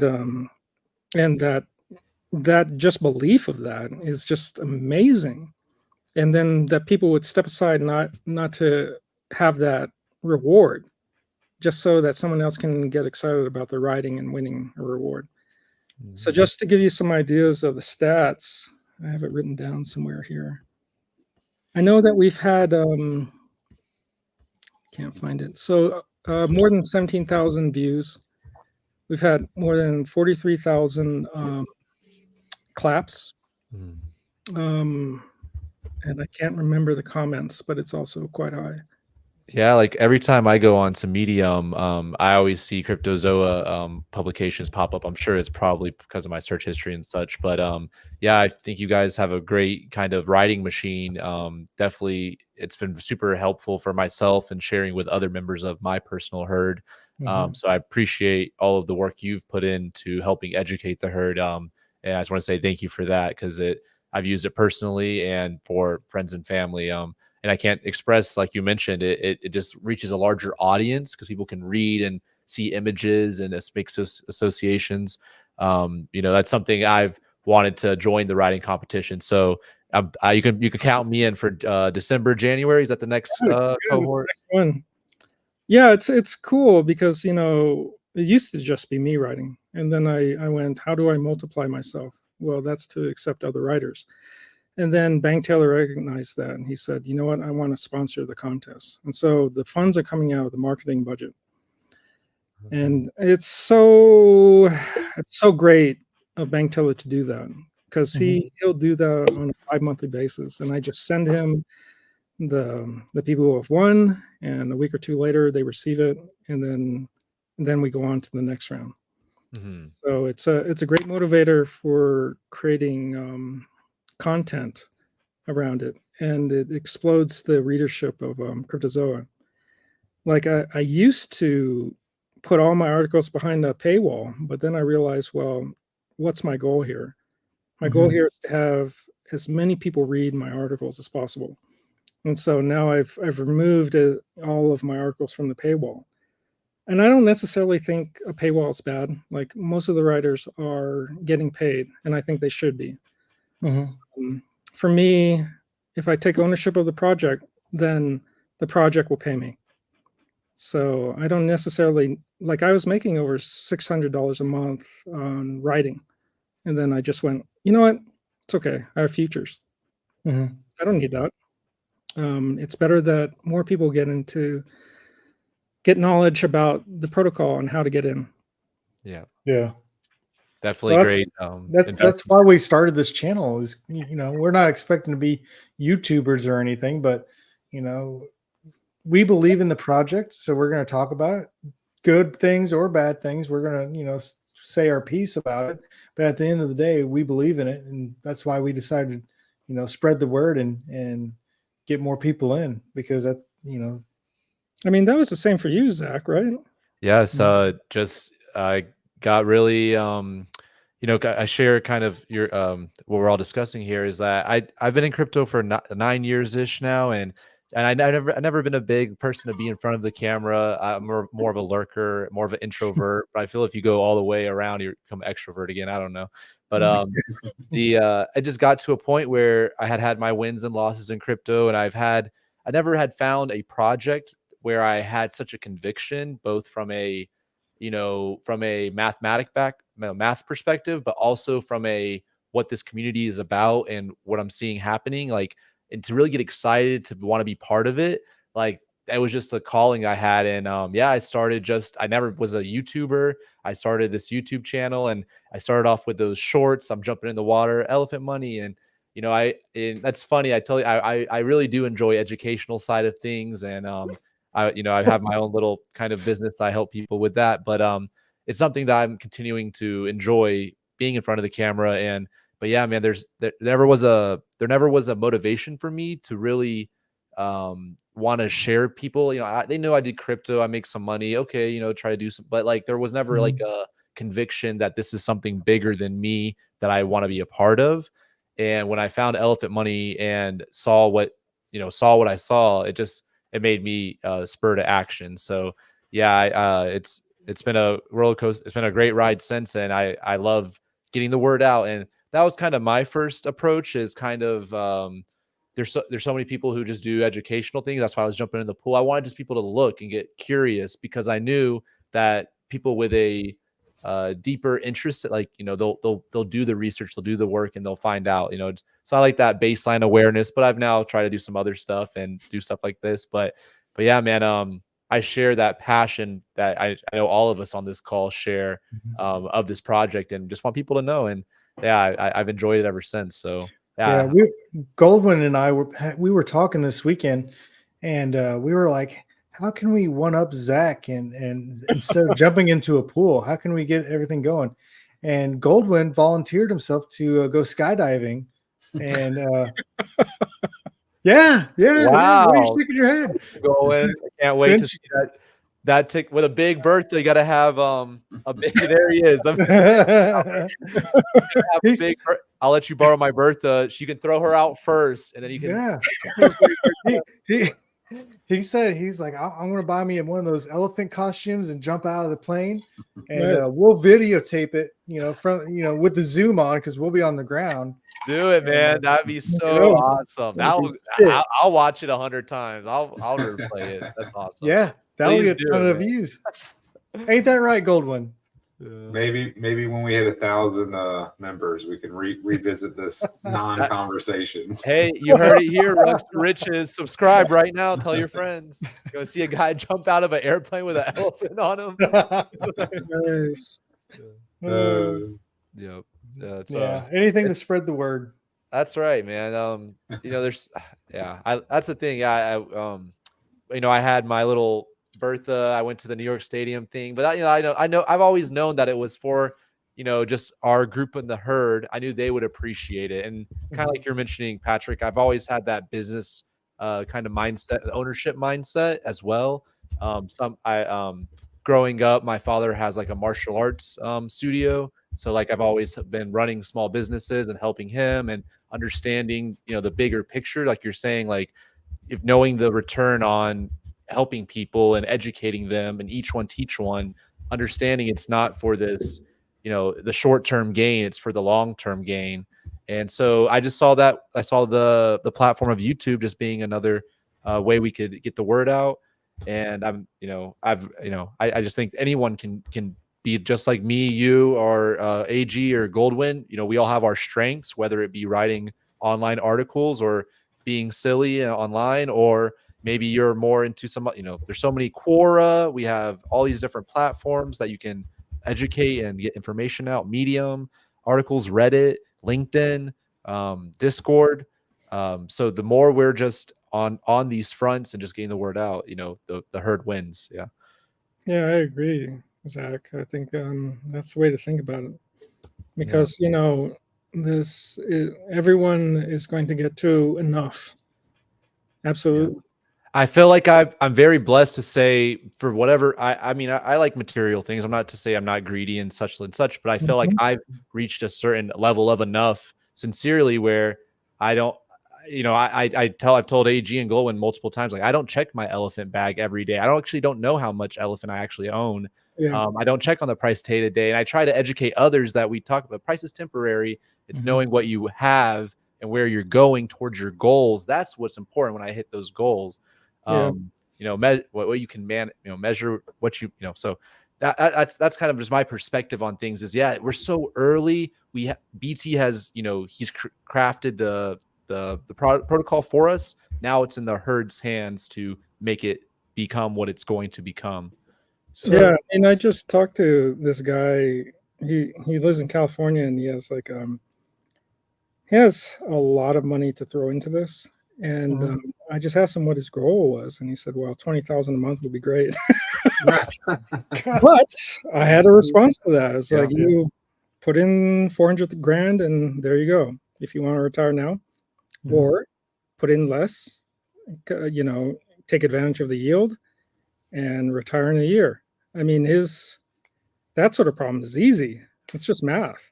Yeah. Especially with something like EM. It's not like, okay, I guess you have to go work for Google or Tesla or whatever, and then maybe you'll retire, Yeah. So what would you say to all the people that are, selling the elephant bags right now?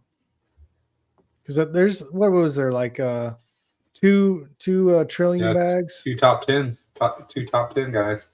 Two top 10s.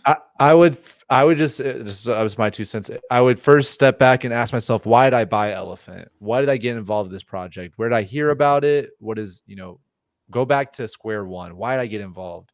Okay, I was looking to retire. I'm looking to build a passive, I'm looking to retire. Or, I was looking to build a passive income portfolio. oh, I was looking to, whatever your reason may be, revisit that and say, okay, well, what was my deadline on that goal? Was I trying to retire in, so just reassess, go to square one, and just see if you sold, just reassess, is this the, is there a better place for your capital? And if not, reassess maybe, what elephant money can do for you. Because I always try to stress this so much. We're not going anywhere. This is blockchain. It's on the blockchain. We're getting closer now than ever where it's automated, full, all on chain, can't be turned off. It's like Pandora's box that's sitting, it can't be, once it's opened, it can't be closed. And so if you've sold elephant and you're a bit emotional because you see the big swings, just revisit why you got involved in the first place, and then just go back to the right steps to get towards your goal. Yeah, for myself, I think you guys would all agree that there's too much focus on price. And then, we were going to discuss like self-shaming versus self-celebrating. Yes. The thing is that if you're concerned about the price, you're looking at the wrong metric. The metric is Bertha. And Bertha is about to cross 200 trillion. It's about to, and then it'll cross 220 trillion, and then it's going to keep on going. And so you'll see these like 4 trillion cells and 1 trillion cells, and they'll be less and less significant. So right now, what people don't realize is that if you're focusing on price and you're not like buying elephant like crazy, like nuts, that and trunk, you don't understand the system. You don't understand what you're doing. It's both of them are going to melt faces in different ways.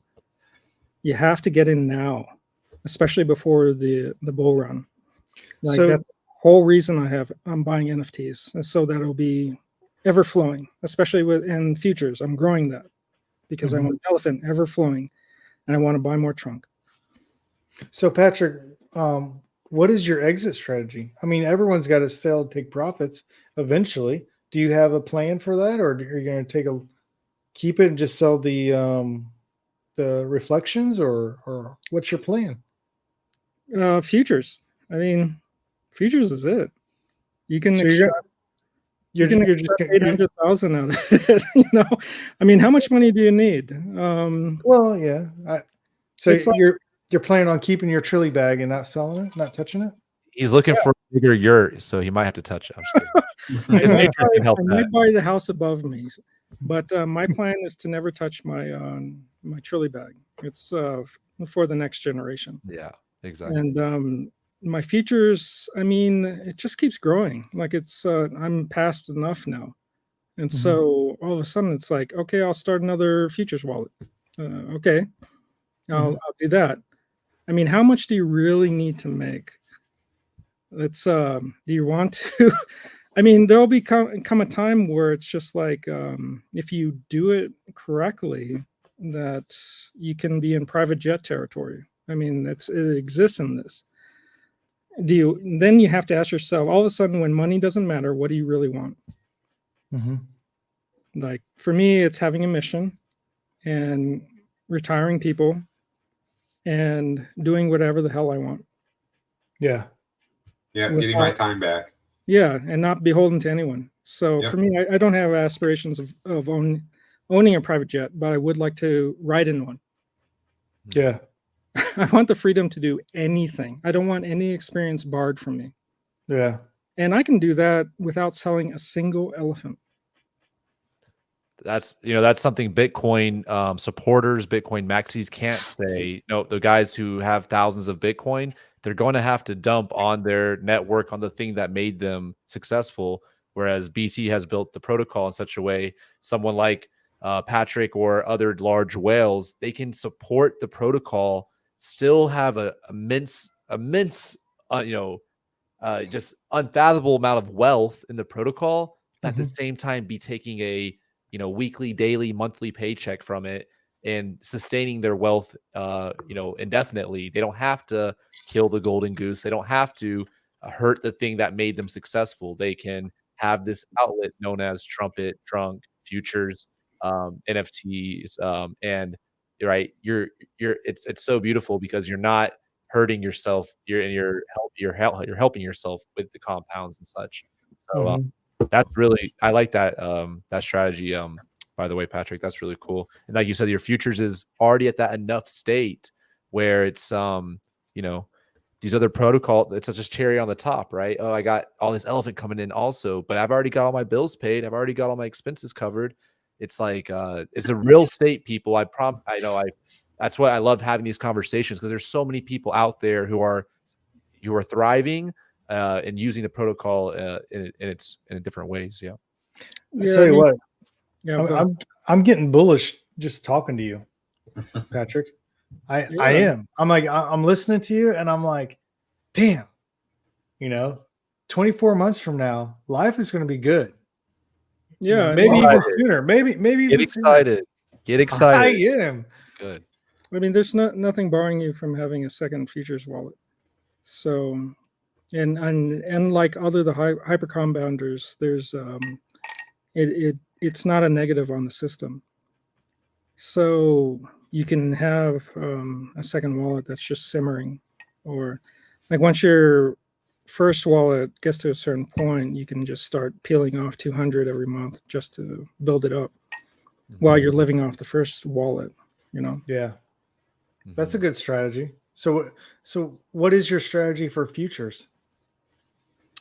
I'll tell you offline.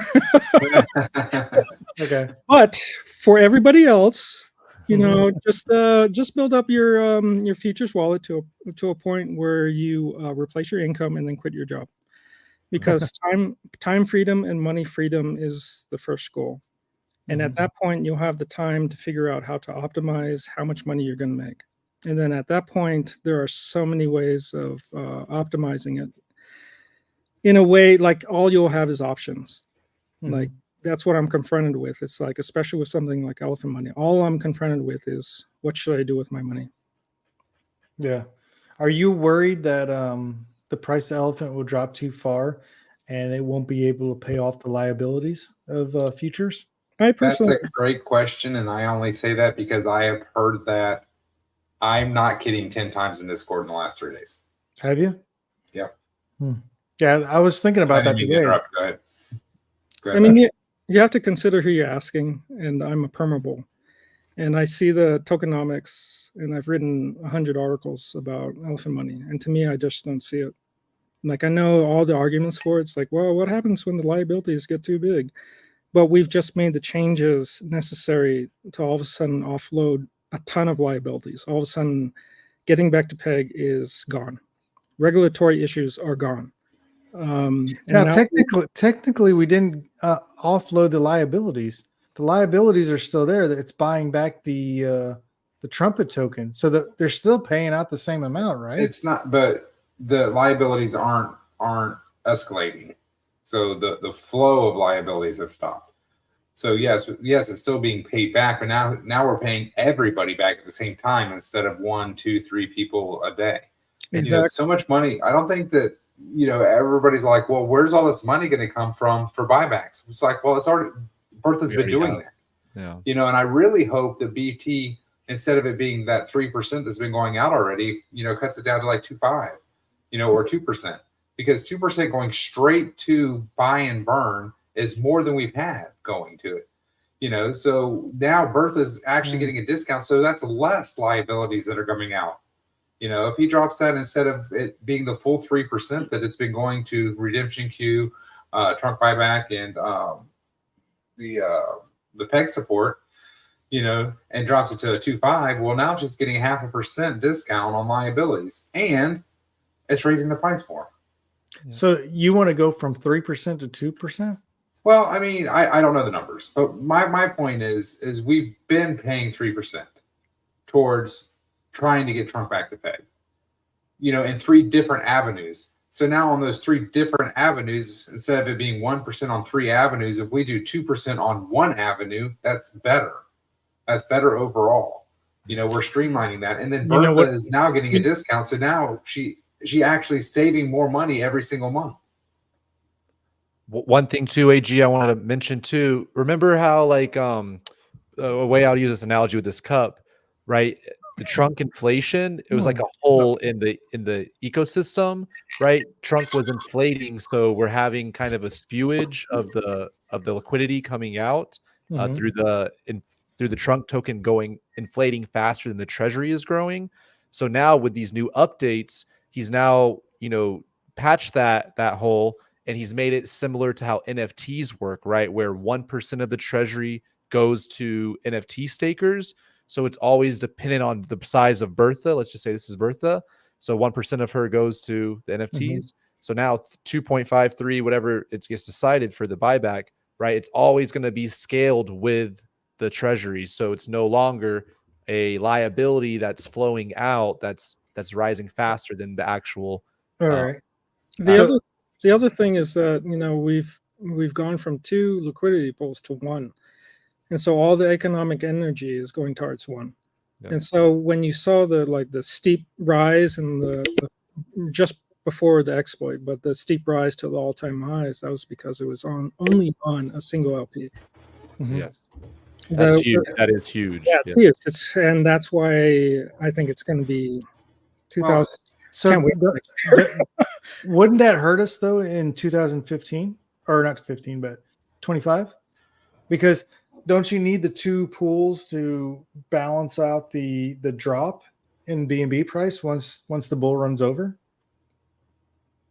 Good question. I know it is. That's why I asked it. Well, I think about it this is kind of what I think about. Yes, I believe that the price is will come down. However, that just means we're now again adding more BNB into the pool for the next bull run. Yep. So again, over that next, that's not how that works, man. It is how it works. No, it's 100% how it works. No. How come we hit all-time high with BNB half its price? No. Listen, we hit all-time high at half its price, and a year into the bear market, when the shit hits the fan and it starts pricing, people aren't buying. That's why the price goes down. I think what you have to look at is the size of Bertha at that point. Yeah. So in a year, I think in the next year we're gonna get to the 3rd flippening, right? And then the rise of Elephant will be undeniable. There's just and you can already see the trillionaires are exiting. So all of a sudden, you don't have that sort of sell pressure that can be brought upon to bear. And then you have the biggest, smart contract in WBNB out there just buying. Well, I get that. They're, the flippening and all that stuff. So if people start selling, that wouldn't drive the price down that much. But it's married to BNB. So if the price of BNB is $1,000, and then all of a sudden it drops down to, let's say, $300 in the bear market. Well, it's not going to be all of a sudden. No. Yeah, you're right. You're right on that. The cheaper BNB gets, the more that Bertha buys, right? Yep. Mm-hmm. And then the more we steep up the supply shock. Yeah. Yeah. Imagine a world where there's 300 trillion BNB in Bertha. Mm-hmm. So what would 1 trillion sell be against a Bertha who has 300 trillion? Yeah. That's the equation. Yeah. So it doesn't really matter how low that. No, I mean it does. Well, I'm not. But you got to think about not. Let's say no one sells at all, but the price of BNB drops $600 or $800. If no one sells, but the price of BNB goes down, it's still going to drive the price down. In the face the quantity of BNB does matter. So if we have more BNB, then it won't go as down as fast, even if BNB's price decreases, because the liquidity pool will be larger. Exactly. So the K value, X times Y equals K. So right now we have close to 100,000 BNB. Let's just say by the time next bear market rolls around, we have 500,000, a million BNB. I'm not sure, whatever it may be. Right. It's going to be just that much more. That the pool right now, let's just say it's a small pool. It's going to be an Olympic sized pool. So all that economic energy to go down, even if it does crash by a large percentage, it just will still have all that liquidity. Liquidity is the key to all of this, right? And that we talk about this a lot. As long as you have the liquidity, then and the system is built in such a way that liquidity will always overcome the liabilities being built up, then you have a winning system. So yeah. Hey guys, I need to exit because I'm on solar power. And it's 9 o'clock here, and I'm afraid I'm just going to lose energy, and that would suck. So, but anytime you want me on, let me know. I'd be happy to come on again. All right, Patrick. It's appreciate been it's 2 hours and 30 minutes. Yeah. So let's call it a night, guys. Sounds good. Patrick, thank you again. One more cheers to you. Thank you, Patrick. This was very awesome. Great talk tonight, guys. This was so cool. I agree. Listen, It was a lot of fun too. I will have to admit, when we added you to our podcast group, Yeah. I literally am like, man, I am the dumbest person in this room, 100%. I'm like, they always say you want to be the dumbest person in a room. I'm like, wow, I've never felt that in my entire life. Stop giving AG so much credit now. Yeah, that's what I was thinking. That's all I do is think about this thing 24/7. So yeah. Nice. Patrick, all right, man. Have a good night. All right, man. Thanks for Yeah. coming on. See you All guys. right, peace out. Bye, guys. Thanks for joining us, everybody. Yeah.